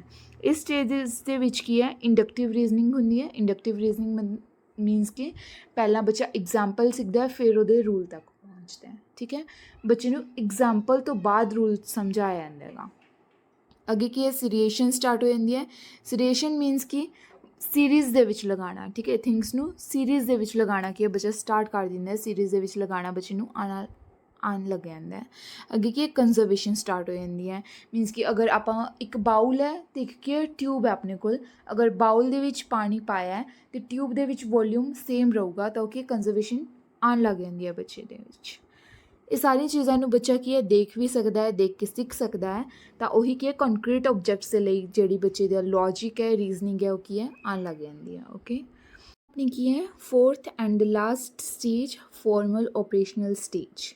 Operational means logic, formal means abstract things, ਮਤਲਬ ਕਿ ਇਸ ਸਟੇਜ ਦੇ ਵਿੱਚ ਕੀ ਹੈ ਆਪਣਾ ਜਿਹੜਾ ਲੌਜਿਕ ਹੈ ਉਹ ਐਬਸਟਰੈਕਟ ਥਿੰਗਸ ਦੇ ਲਈ ਵੀ ਆਉਣ ਲੱਗ ਜਾਂਦਾ। ਐਬਸਟਰੈਕਟ ਥਿੰਗਸ ਮਤਲਬ ਕਿ ਜਿਹੜੀ ਆਪਣੀ ਕੰਪਲੈਕਸ ਥਿੰਕਿੰਗ ਹੁੰਦੀ ਹੈ, ਆਪਾਂ ਸਿਰਫ ਸੋਚ ਸਕਦੇ ਹਾਂ, ਦੇਖ ਨਹੀਂ ਸਕਦੇ, ਟੱਚ ਨਹੀਂ ਕਰ ਸਕਦੇ, ਸਿਰਫ ਫੀਲ ਕਰ ਸਕਦੇ ਹਾਂ, ਸੋਚ ਸਕਦੇ ਹਾਂ, ਉਹਨਾਂ ਦੇ ਬਾਰੇ ਵੀ ਕੀ ਆਪਣਾ ਜਿਹੜਾ ਲੌਜਿਕ ਹੈ ਉਹ ਸਟਾਰਟ ਹੋ ਜਾਂਦਾ ਹੈ, ਠੀਕ ਹੈ। ਐਬਸਟਰੈਕਟ ਥਿੰਗਸ ਦੇ ਲਈ ਜਿਹੜਾ ਲੌਜਿਕ ਹੈ ਡਿਵੈਲਪ ਹੋਣਾ ਸਟਾਰਟ ਹੋ ਜਾਂਦਾ ਹੈ। ਇਸ ਸਟੇਜ ਦੇ ਵਿੱਚ ਕੀ ਡਿਡਕਟਿਵ ਰੀਜ਼ਨਿੰਗ ਸਟਾਰਟ ਹੋ ਜਾਂਦੀ ਹੈ। ਡਿਡਕਟਿਵ ਰੀਜ਼ਨਿੰਗ ਮੀਨਸ ਕਿ ਬੱਚੇ ਨੂੰ ਆਪਾਂ ਡਾਇਰੈਕਟ ਰੂਲ ਦੱਸਾਂਗੇ ਅਤੇ ਬੱਚਾ ਕੀ ਐਗਜ਼ਾਮਪਲ ਤੱਕ ਖੁਦ ਪਹੁੰਚ ਜਾਂਦਾ ਹੈ, ਠੀਕ ਹੈ। ਜਿਹੜੀ ਇਹ ਤੋਂ ਉੱਪਰ ਸਟੇਜ ਕੀਤੀ ਸੀ ਆਪਾਂ third stage concrete operational stage, ਉਹਦੇ ਵਿੱਚ ਕੀ ਹੈ ਇੰਡਕਟਿਵ ਰੀਜ਼ਨਿੰਗ ਹੁੰਦੀ ਹੈ, ਮੀਨਸ ਕਿ ਆਪਾਂ ਬੱਚੇ ਨੂੰ ਐਗਜ਼ਾਮਪਲ ਸਮਝਾਉਂਦੇ ਹਾਂ ਪਹਿਲਾਂ, ਫਿਰ ਉਸ ਤੋਂ ਬਾਅਦ ਕੀ ਹੈ ਰੂਲ ਤੱਕ ਲੈ ਕੇ ਜਾਂਦੇ ਹਾਂ। ਬਟ ਇਸ ਦੇ ਵਿੱਚ ਕੀ ਹੈ ਬੱਚੇ ਦਾ ਜਿਹੜਾ ਕੋਗਨੀਟਿਵ ਮਾਈਂਡ ਹੈ ਇੰਨਾ ਜ਼ਿਆਦਾ ਸ਼ਾਰਪ ਹੋ ਜਾਂਦਾ, ਇੰਨਾ ਜ਼ਿਆਦਾ ਡਿਵੈਲਪ ਹੋ ਜਾਂਦਾ ਕਿ ਬੱਚੇ ਨੂੰ ਆਪਾਂ ਡਾਇਰੈਕਟ ਰੂਲ ਦੱਸਦੇ ਹਾਂ ਅਤੇ ਉਹ ਤੋਂ ਬਾਅਦ ਕੀ ਹੈ ਬੱਚਾ ਐਗਜ਼ਾਮਪਲ ਤੱਕ ਖੁਦ ਪਹੁੰਚ ਜਾਂਦਾ ਹੈ, ਠੀਕ ਹੈ। ਨੈਕਸਟ ਕੀ ਆਪਣਾ ਹਾਈਪੋਥੈਟਿਕਲ ਰੀਜ਼ਨਿੰਗ, ਵੇਟ ਇੱਕ ਸੈਕਿੰਡ। ਹਾਈਪੋਥੈਟਿਕਲ ਡਿਡਕਟਿਵ ਰੀਜ਼ਨਿੰਗ ਮੀਨਸ ਕੀ ਹੈ ਬੱਚਾ ਇਹਦੇ ਵਿੱਚ ਹਾਈਪੋਥੈਟੀਕਲ ਡਿਡਕਟਿਵ ਰੀਜ਼ਨਿੰਗ ਮੀਨਸ ਕਿ ਆਪਣੇ ਜਿਹੜੇ ਸਾਇੰਟੀਫਿਕਲੀ ਜਿਹੜੀ ਵੀ ਪ੍ਰੋਬਲਮਸ ਹੁੰਦੀਆਂ ਆਪਣੀ ਸਿਚੁਏਸ਼ਨ ਬੇਸਡ ਪ੍ਰੋਬਲਮ ਹੁੰਦੀਆਂ ਹੈ, ਆਪਾਂ ਬੱਚੇ ਨੂੰ ਕੀ ਹੈ ਸਿਚੁਏਸ਼ਨ ਦਿੰਦੇ ਹਾਂ, ਉਹਦੇ ਅਕੋਰਡਿੰਗ ਜਿਹੜਾ ਬੱਚਾ ਹੈ ਸੋਚ ਕੇ ਸਮਝ ਕੇ ਕੀ ਹੈ ਉਸ ਸਿਚੁਏਸ਼ਨ ਦਾ ਸੋਲਿਊਸ਼ਨ ਲੱਭਦਾ ਹੈ। ਡਿਡਕਟਿਵ ਰੀਜ਼ਨਿੰਗ ਮੀਨਸ ਪਤਾ ਲੱਗ ਗਿਆ ਰੂਲ ਟੂ ਐਗਜ਼ਾਮਪਲ। ਹਾਈਪੋਥੈਟਿਕਲ ਮੀਨਸ ਕਿ ਜਿਹੜੀ ਵੀ ਆਪਣੀ ਸਾਇੰਟੀਫਿਕਲੀ ਸਿਚੁਏਸ਼ਨਸ ਹੁੰਦੀਆਂ ਪ੍ਰੋਬਲਮਸ ਹੁੰਦੀਆਂ, ਬੱਚਾ ਸਿਰਫ ਕੀ ਆ ਉਹਨੂੰ ਸਿਚੁਏਸ਼ਨ ਨੂੰ ਸਮਝ ਕੇ ਕੀ ਹੈ ਖੁਦ ਆਪਣਾ ਦਿਮਾਗ ਚਲਾ ਕੇ ਕੀ ਆ ਉਹਨਾਂ ਦਾ ਸੋਲਿਊਸ਼ਨ ਕੱਢਦੇ ਆ। ਠੀਕ ਹੈ, ਫਾਰਮਲ ਆਪਰੇਸ਼ਨਲ ਸਟੇਜ ਦੇ ਵਿੱਚ ਹੀ ਕੀ ਹੈ divergent thinking, convergent thinking and creative thinking ਆਉਂਦੀ ਹੈ। ਡਾਇਵਰਜੈਂਟ ਥਿੰਕਿੰਗ ਕੀ ਹੁੰਦਾ ਹੈ, ਇੱਕ ਪ੍ਰੋਬਲਮ ਹੈ ਬਟ ਉਹਦੇ ਸੋਲਿਊਸ਼ਨ ਕਾਫੀ ਜ਼ਿਆਦਾ ਹੁੰਦੇ ਆ। ਠੀਕ ਹੈ ਜੀ, ਕਨਵਰਜਨ ਮੀਨਸ ਕਿ ਇੱਕ ਸੋਲਿਊਸ਼ਨ ਹੁੰਦਾ ਓਨਲੀ।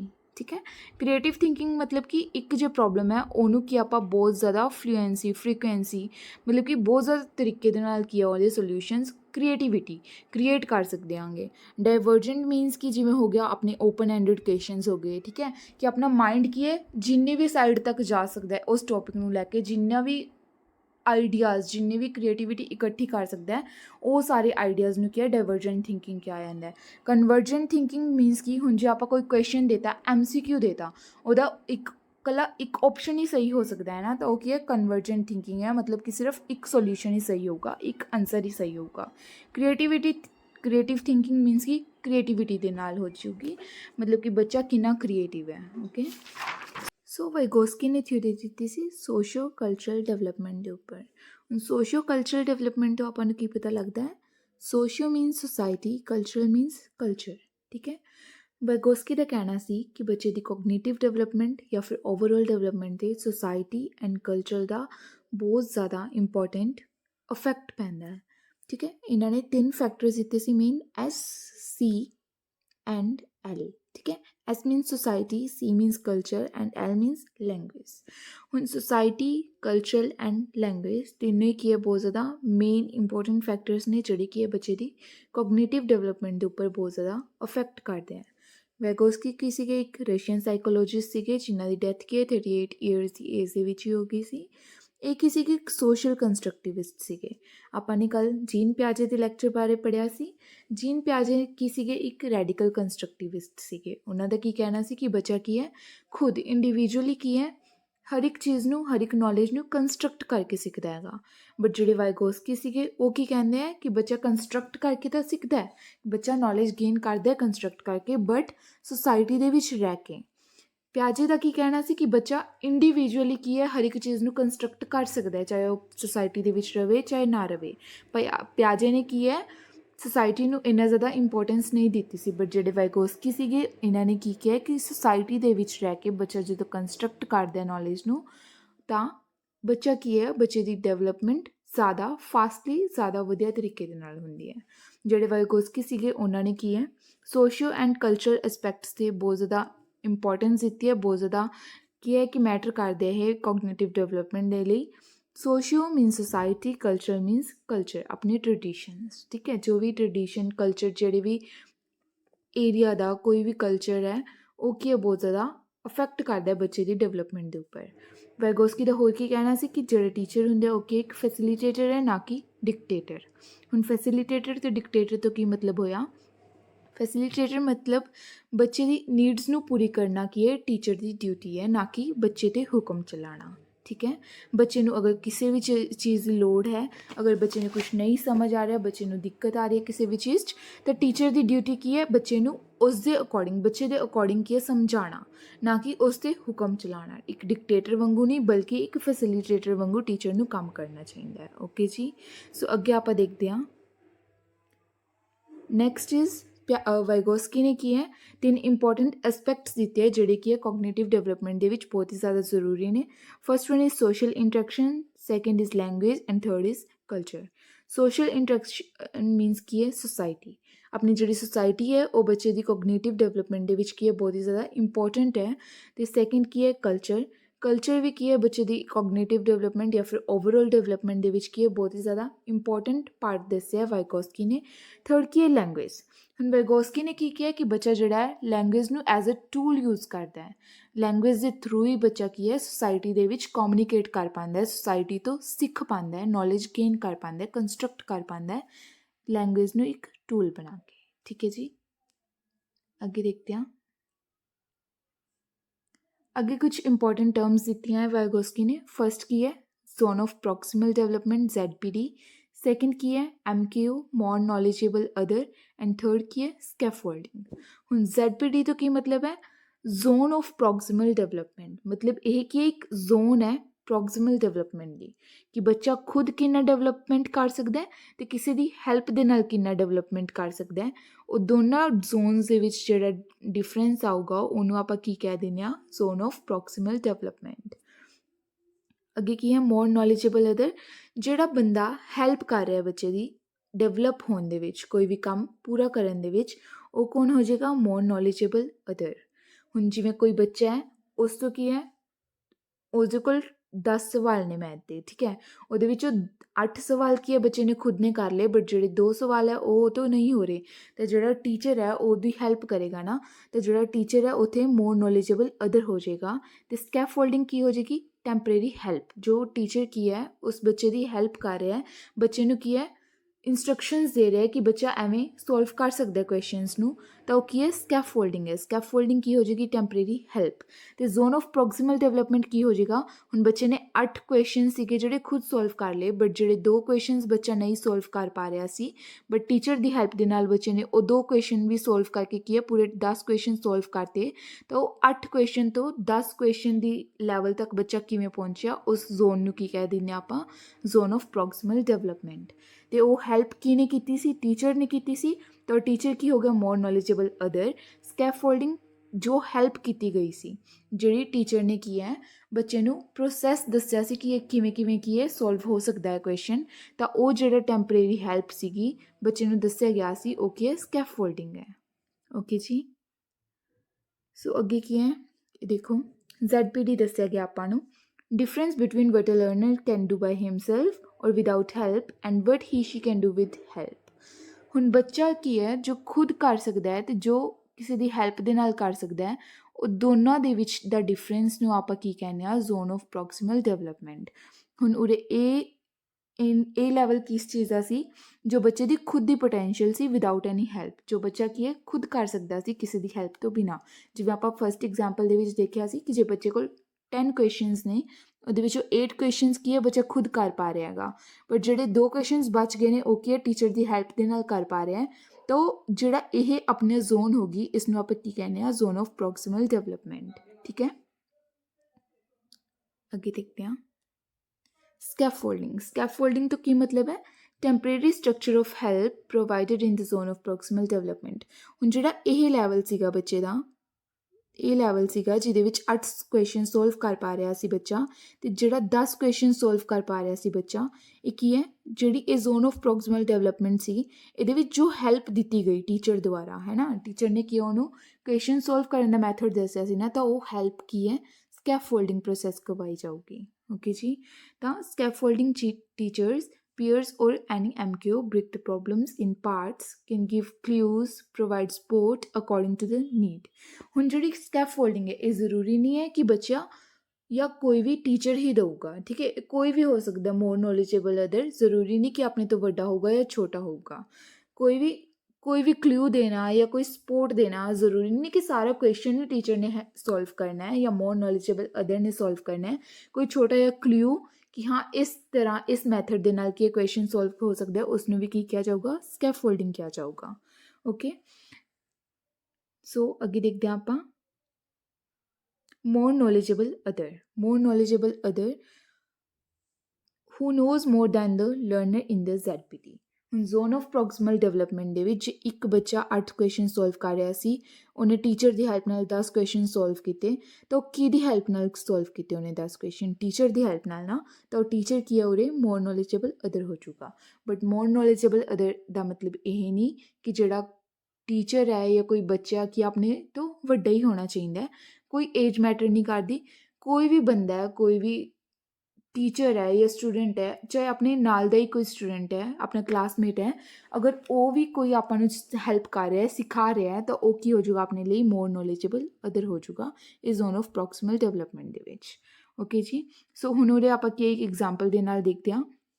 ਜਿਵੇਂ ਇਹ ਕੀ ਹੈ, ਇੱਕ ਪਿਕਚਰ ਹੈ ਜਿਹਦੇ ਵਿੱਚ ਕੀ ਹੈ, ਇੱਕ ਫਾਦਰ ਇੱਕ ਬੱਚੇ ਨੂੰ ਕੀ ਹੈ, ਸਾਈਕਲ ਚਲਾਉਣਾ ਸਿਖਾ ਰਹੇ ਨੇ। ਤਾਂ ਉਹ ਸਾਈਕਲ ਚਲਾਉਣਾ ਕੌਣ ਸਿਖਾ ਰਿਹਾ? ਉਹਦੇ ਫਾਦਰ ਸਿਖਾ ਰਹੇ ਨੇ ਨਾ। ਤਾਂ ਉਹ ਫਾਦਰ ਕੀ ਹੋ ਗਏ? ਮੋਰ ਨੋਲੇਜੇਬਲ ਅਦਰ ਹੋ ਗਏ, ਮੋਰ ਨੋਲੇਜੇਬਲ ਅਦਰ ਹੋ ਗਏ। ਅਤੇ ਇਹ ਬੱਚਾ ਕੀ ਹੈ? ਬੱਚੇ ਨੂੰ ਪਹਿਲਾਂ ਸਾਈਕਲ ਚਲਾਉਣਾ ਨਹੀਂ ਆਉਂਦਾ ਸੀ, ਬਟ ਉਹ ਬੱਚਾ ਕੀ ਹੈ, ਆਪਣੇ ਫਾਦਰ ਦੀ ਹੈਲਪ ਦੇ ਨਾਲ, ਹੁਣ ਜਿਹੜੀ ਇਹ ਹੈਲਪ ਦਿੱਤੀ ਜਾ ਰਹੀ ਹੈ ਫਾਦਰ ਦੇ ਦੁਆਰਾ ਬੱਚੇ ਨੂੰ, ਤਾਂ ਉਹ ਹੈਲਪ ਨੂੰ ਕੀ ਕਿਹਾ ਜਾਊਗਾ? ਹੈਲਪ ਨੂੰ ਕੀ ਕਿਹਾ ਜਾਊਗਾ? ਸਕੈਫੋਲਡਿੰਗ ਕਿਹਾ ਜਾਊਗਾ। ਕੀ ਕਿਹਾ ਜਾਊਗਾ? ਸਕੈਫੋਲਡਿੰਗ ਕਿਹਾ ਜਾਊਗਾ। ਫਾਦਰ ਨੂੰ ਕੀ ਕਿਹਾ ਜਾਊਗਾ? ਮੋਰ ਨੋਲੇਜੇਬਲ ਅਦਰ। ਅਤੇ ਜਿਹੜੇ ਫਾਦਰ ਕੀ ਹੈ, ਬੱਚੇ ਦੀ ਹੈਲਪ ਕਰ ਰਹੇ ਨੇ, ਸਿਖਾ ਰਹੇ ਨੇ ਉਹਨੂੰ ਸਾਈਕਲ ਚਲਾਉਣਾ, ਤਾਂ ਉਹ ਕੀ ਹੈ? ਸਕੈਫੋਲਡਿੰਗ ਕਿਹਾ ਜਾਊਗਾ। ਅਤੇ ਜਿਹੜਾ ਹੁਣ ਬੱਚਾ ਹੈ, ਇਹਨੂੰ ਪਹਿਲਾਂ ਫਸਟ ਲੈਵਲ 'ਤੇ ਕੀ ਹੈ, ਸਾਈਕਲ ਚਲਾਉਣਾ ਨਹੀਂ ਆਉਂਦਾ ਸੀ, ਬਟ ਇਹਦੇ ਫਾਦਰ ਦੇ ਸਿਖਾਉਣ ਦੇ ਨਾਲ ਬੱਚੇ ਨੂੰ ਕੀ ਹੈ, ਸਾਈਕਲ ਚਲਾਉਣਾ ਆ ਗਿਆ। ਤਾਂ ਉਹ ਦੋਨਾਂ ਦੇ ਵਿੱਚ ਡਿਫਰੈਂਸ ਹੈ ਜਿਹੜਾ, ਬੱਚਾ ਕੀ ਹੈ, ਪਹਿਲਾਂ ਨਹੀਂ ਆਉਂਦਾ ਸੀ, ਬਟ ਹੁਣ ਕੀ ਹੈ, ਕਿਸੇ ਦੀ ਹੈਲਪ ਦੇ ਨਾਲ ਬੱਚੇ ਨੂੰ ਕੀ ਹੈ, ਸਾਈਕਲ ਚਲਾਉਣਾ ਆ ਗਿਆ। ਤਾਂ ਉਹਦੇ ਵਿੱਚ ਜਿਹੜਾ ਇਹ ਹੈ, ਇਹਨੂੰ ਕੀ ਕਿਹਾ ਜਾਊਗਾ? ਜ਼ੋਨ ਆਫ ਪ੍ਰੋਕਸੀਮਲ ਡਿਵੈਲਪਮੈਂਟ, ਕਿ ਬੱਚੇ ਦੇ ਵਿੱਚ ਕੀ ਹੈ, ਡਿਵੈਲਪਮੈਂਟ ਆਈ। ਕਿਹਦੀ ਹੈਲਪ ਦੇ ਨਾਲ ਆਈ? ਮੋਰ ਨੋਲੇਜੇਬਲ ਅਦਰ ਦੀ ਹੈਲਪ ਦੇ ਨਾਲ ਆਈ। ਅਤੇ ਜਿਹੜੀ ਉਹ ਹੈਲਪ ਦਿੱਤੀ ਗਈ, ਉਹ ਹੈਲਪ ਦੇਣ ਦੀ ਪ੍ਰੋਸੈਸ ਨੂੰ ਕੀ ਕਿਹਾ ਜਾਊਗਾ? ਸਕੈਫੋਲਡਿੰਗ ਕਿਹਾ ਜਾਊਗਾ। Okay, so next is, wait ਇੱਕ ਸੈਕਿੰਡ। ਸੋ ਅੱਗੇ ਆਪਾਂ ਦੇਖਦੇ ਹਾਂ, society and culture plays a central role in the process of meaning making. ਜਿਹੜੇ ਸੋਸਾਇਟੀ ਅਤੇ ਕਲਚਰ ਹੈ, ਵਾਈਗੋਸਕੀ ਦੇ ਅਕੋਰਡਿੰਗ, ਮੀਨਿੰਗ ਮੇਕਿੰਗ ਦੇ ਵਿੱਚ, ਜਾਂ ਫਿਰ ਬੱਚੇ ਦੀ ਕੰਸਟਰਕਟ ਕਰਨ ਦੇ ਵਿੱਚ, ਬੱਚੇ ਦੀ ਡਿਵੈਲਪਮੈਂਟ ਦੇ ਵਿੱਚ। ਮੀਨਿੰਗ ਮੇਕਿੰਗ ਤੋਂ ਕੀ ਮਤਲਬ ਹੈ?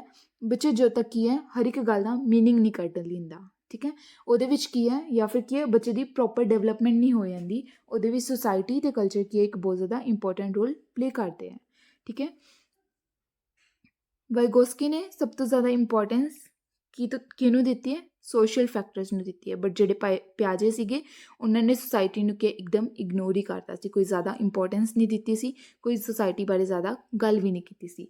ਬਟ ਜਿਹੜੇ ਵਾਈਗੋਸਕੀ ਨੇ, ਇਹਨਾਂ ਨੇ ਕੀ ਕਿਹਾ ਕਿ ਜਿਹੜੀ ਲੈਂਗੁਏਜ ਦਾ ਰੋਲ ਹੈ, ਜਾਂ ਫਿਰ ਸੁਸਾਇਟੀ ਦਾ ਰੋਲ ਹੈ, ਇੱਕ ਕੋਗਨੀਟਿਵ ਡਿਵੈਲਪਮੈਂਟ ਦੇ ਵਿੱਚ ਬੱਚੇ ਦੀ ਬਹੁਤ ਜ਼ਿਆਦਾ ਹੈ, ਠੀਕ ਹੈ। ਜਿਹੜੇ ਪਿਆਜੇ ਸੀ, ਉਹਨਾਂ ਨੇ ਲੈਂਗੁਏਜ ਦੀ ਤਾਂ ਕੋਈ ਗੱਲ ਹੀ ਨਹੀਂ ਕੀਤੀ ਸੀ, ਸੁਸਾਇਟੀ ਬਾਰੇ ਵੀ ਕਿਹਾ ਸੀ, ਬਟ ਕੋਈ ਇੰਨੀ ਜ਼ਿਆਦਾ ਇੰਪੋਰਟੈਂਸ ਨਹੀਂ ਦਿੱਤੀ ਸੀ। ਬਟ ਵਾਈਗੋਸਕੀ ਦੀ ਥਿਊਰੀ ਦੇ ਵਿੱਚ ਕੀ ਹੈ, 3 ਫੈਕਟਰਸ ਪੜ੍ਹੇ ਸੀ ਆਪਾਂ ਮੇਨ, ਕਿਹੜੇ? S, C and L, society, culture and language. ਤਿੰਨੋਂ ਹੀ ਫੈਕਟਰਸ ਕੀ ਹੈ, ਵਾਈਗੋਸਕੀ ਦੇ ਅਕੋਰਡਿੰਗ ਬੱਚੇ ਦੀ ਕੋਗਨੀਟਿਵ ਡਿਵੈਲਪਮੈਂਟ ਦੇ ਲਈ ਬਹੁਤ ਹੀ ਜ਼ਿਆਦਾ ਇੰਪੋਰਟੈਂਟ ਹੈ, society, culture and language. Okay, so ਹੁਣ ਅੱਗੇ ਵਾਈਗੋਸਕੀ ਲੈਂਗੁਏਜ ਬਾਰੇ ਕੀ ਕਹਿ ਰਹੇ ਨੇ। ਆਪਾਂ ਕੱਲ੍ਹ ਪੜ੍ਹਿਆ ਸੀ ਪਿਆਜੇ ਬਾਰੇ। ਪਿਆਜੇ ਕੀ ਕਹਿੰਦੇ ਸੀ ਲੈਂਗੁਏਜ ਬਾਰੇ? ਕਿ ਥੋਟ ਪਹਿਲਾਂ ਆਇਆ, ਫਿਰ ਲੈਂਗੁਏਜ ਡਿਵੈਲਪ ਹੋਈ ਹੈ, ਠੀਕ ਹੈ। ਬਟ ਵਾਈਗੋਸਕੀ ਕੀ ਕਹਿੰਦੇ ਆ ਕਿ ਜਿਹੜੀ ਲੈਂਗੁਏਜ ਹੈ, ਉਹ ਡਿਵੈਲਪ ਕਿੱਥੋਂ ਹੁੰਦੀ ਹੈ? ਸੋਸ਼ਲ ਇੰਟਰੈਕਸ਼ਨਸ ਤੋਂ। ਮਤਲਬ ਮੇਨ ਵਾਈਗੋਸਕੀ ਕੀ ਕਹਿੰਦੇ ਆ ਕਿ ਸੁਸਾਇਟੀ ਹੀ ਹੈ ਜਿਹ ਤੋਂ ਬੱਚਾ ਕਿ ਡਿਵੈਲਪ ਹੁੰਦਾ। ਹੁਣ ਜਿਹੜੀ ਲੈਂਗੁਏਜ ਹੈ, ਉਹ ਵੀ ਸੋਸਾਇਟੀ ਤੋਂ ਡਿਵੈਲਪ ਹੁੰਦੀ ਹੈ, ਠੀਕ ਹੈ। ਅਤੇ ਬੱਚੇ ਦੀ ਜਿਹੜੀ ਕੋਗਨੀਸ਼ਨ ਡਿਵੈਲਪਮੈਂਟ ਹੈ, ਕੋਗਨੀਟਿਵ ਡਿਵੈਲਪਮੈਂਟ ਹੈ, ਮਤਲਬ ਬੱਚੇ ਦੇ ਬ੍ਰੇਨ ਦੇ ਰਿਲੇਟਡ, ਜਾਂ ਫਿਰ ਬੱਚੇ ਦੀ ਇੰਟੈਲੀਜੈਂਸ, ਕ੍ਰੀਏਟੀਵਿਟੀ, ਕੁਛ ਵੀ ਡਿਵੈਲਪਮੈਂਟ ਹੈ, ਉਹ ਸਾਰੀ ਕਿਹਦੇ ਥਰੂ ਹੋਊਗੀ? ਸੁਸਾਇਟੀ ਦੇ ਥਰੂ ਹੋਊਗੀ। ਵਾਈਗੋਸਕੀ ਕੀ ਕਹਿੰਦੇ ਕਿ ਜਿਹੜੀ ਲੈਂਗੁਏਜ ਹੈ, ਉਹ ਕਿ ਇੱਕ ਮੇਨ ਟੂਲ ਹੈ ਬੱਚੇ ਦਾ, ਜਾਂ ਇਨਸਾਨ ਦਾ ਮੇਨ ਟੂਲ ਹੈ, ਜਿਹਦੇ ਥਰੂ ਕੀ ਹੈ, ਕਮਿਊਨੀਕੇਟ ਕਰਦੇ ਹਾਂ ਆਪਾਂ, ਹੈ ਨਾ। ਪਰਸਨ ਕੀ ਕਮਿਊਨੀਕੇਟ ਕਰਦਾ, ਸੁਸਾਇਟੀ ਦੇ ਵਿੱਚ ਰਹਿੰਦਾ ਹੈ, ਤਾਂ ਕਿ ਲੈਂਗੁਏਜ ਇੱਕ ਮੇਨ ਟੂਲ ਹੈ ਜਿਹਨੂੰ ਬੰਦਾ ਯੂਜ਼ ਕਰਦਾ ਹੈ, ਅਤੇ ਕੀ ਹੈ, ਸੁਸਾਇਟੀ ਦੇ ਵਿੱਚ ਆਪਣੀ ਰਹਿੰਦਾ। ਸੋ ਅੱਗੇ ਹੈ, thought and language are initially separate, but at the age of 3 they merge with each other। ਹੁਣ ਵਾਈਗੋਸਕੀ ਕੀ ਕਹਿੰਦੇ ਆ ਕਿ ਜਿਹੜੀ ਥੋਟ ਅਤੇ ਲੈਂਗੁਏਜ ਹੈ, ਹੁਣ ਪਿਆਜੇ ਦੇ ਅਕੋਰਡਿੰਗ ਥੋਟ ਪਹਿਲਾਂ ਆਇਆ ਸੀ, ਅਤੇ ਲੈਂਗੁਏਜ ਕੀ ਹੈ, ਬਾਅਦ ਦੇ ਵਿੱਚ ਡਿਵੈਲਪ ਹੁੰਦੀ ਹੈ ਥੋਟ ਤੋਂ। ਬਟ ਵਾਈਗੋਸਕੀ ਦੇ ਅਕੋਰਡਿੰਗ ਜਿਹੜੇ ਥੋਟ ਅਤੇ ਲੈਂਗੁਏਜ ਹੈ, 3 ਸਾਲ ਤੱਕ ਕੀ ਹੈ, ਅਲੱਗ ਅਲੱਗ ਰਹਿੰਦੇ ਆ, ਬਟ 3 ਸਾਲ ਤੋਂ ਬਾਅਦ ਕੀ ਹੈ, ਆਪਸ ਦੇ ਵਿੱਚ ਮਰਜ ਹੋ ਜਾਂਦੇ ਆ।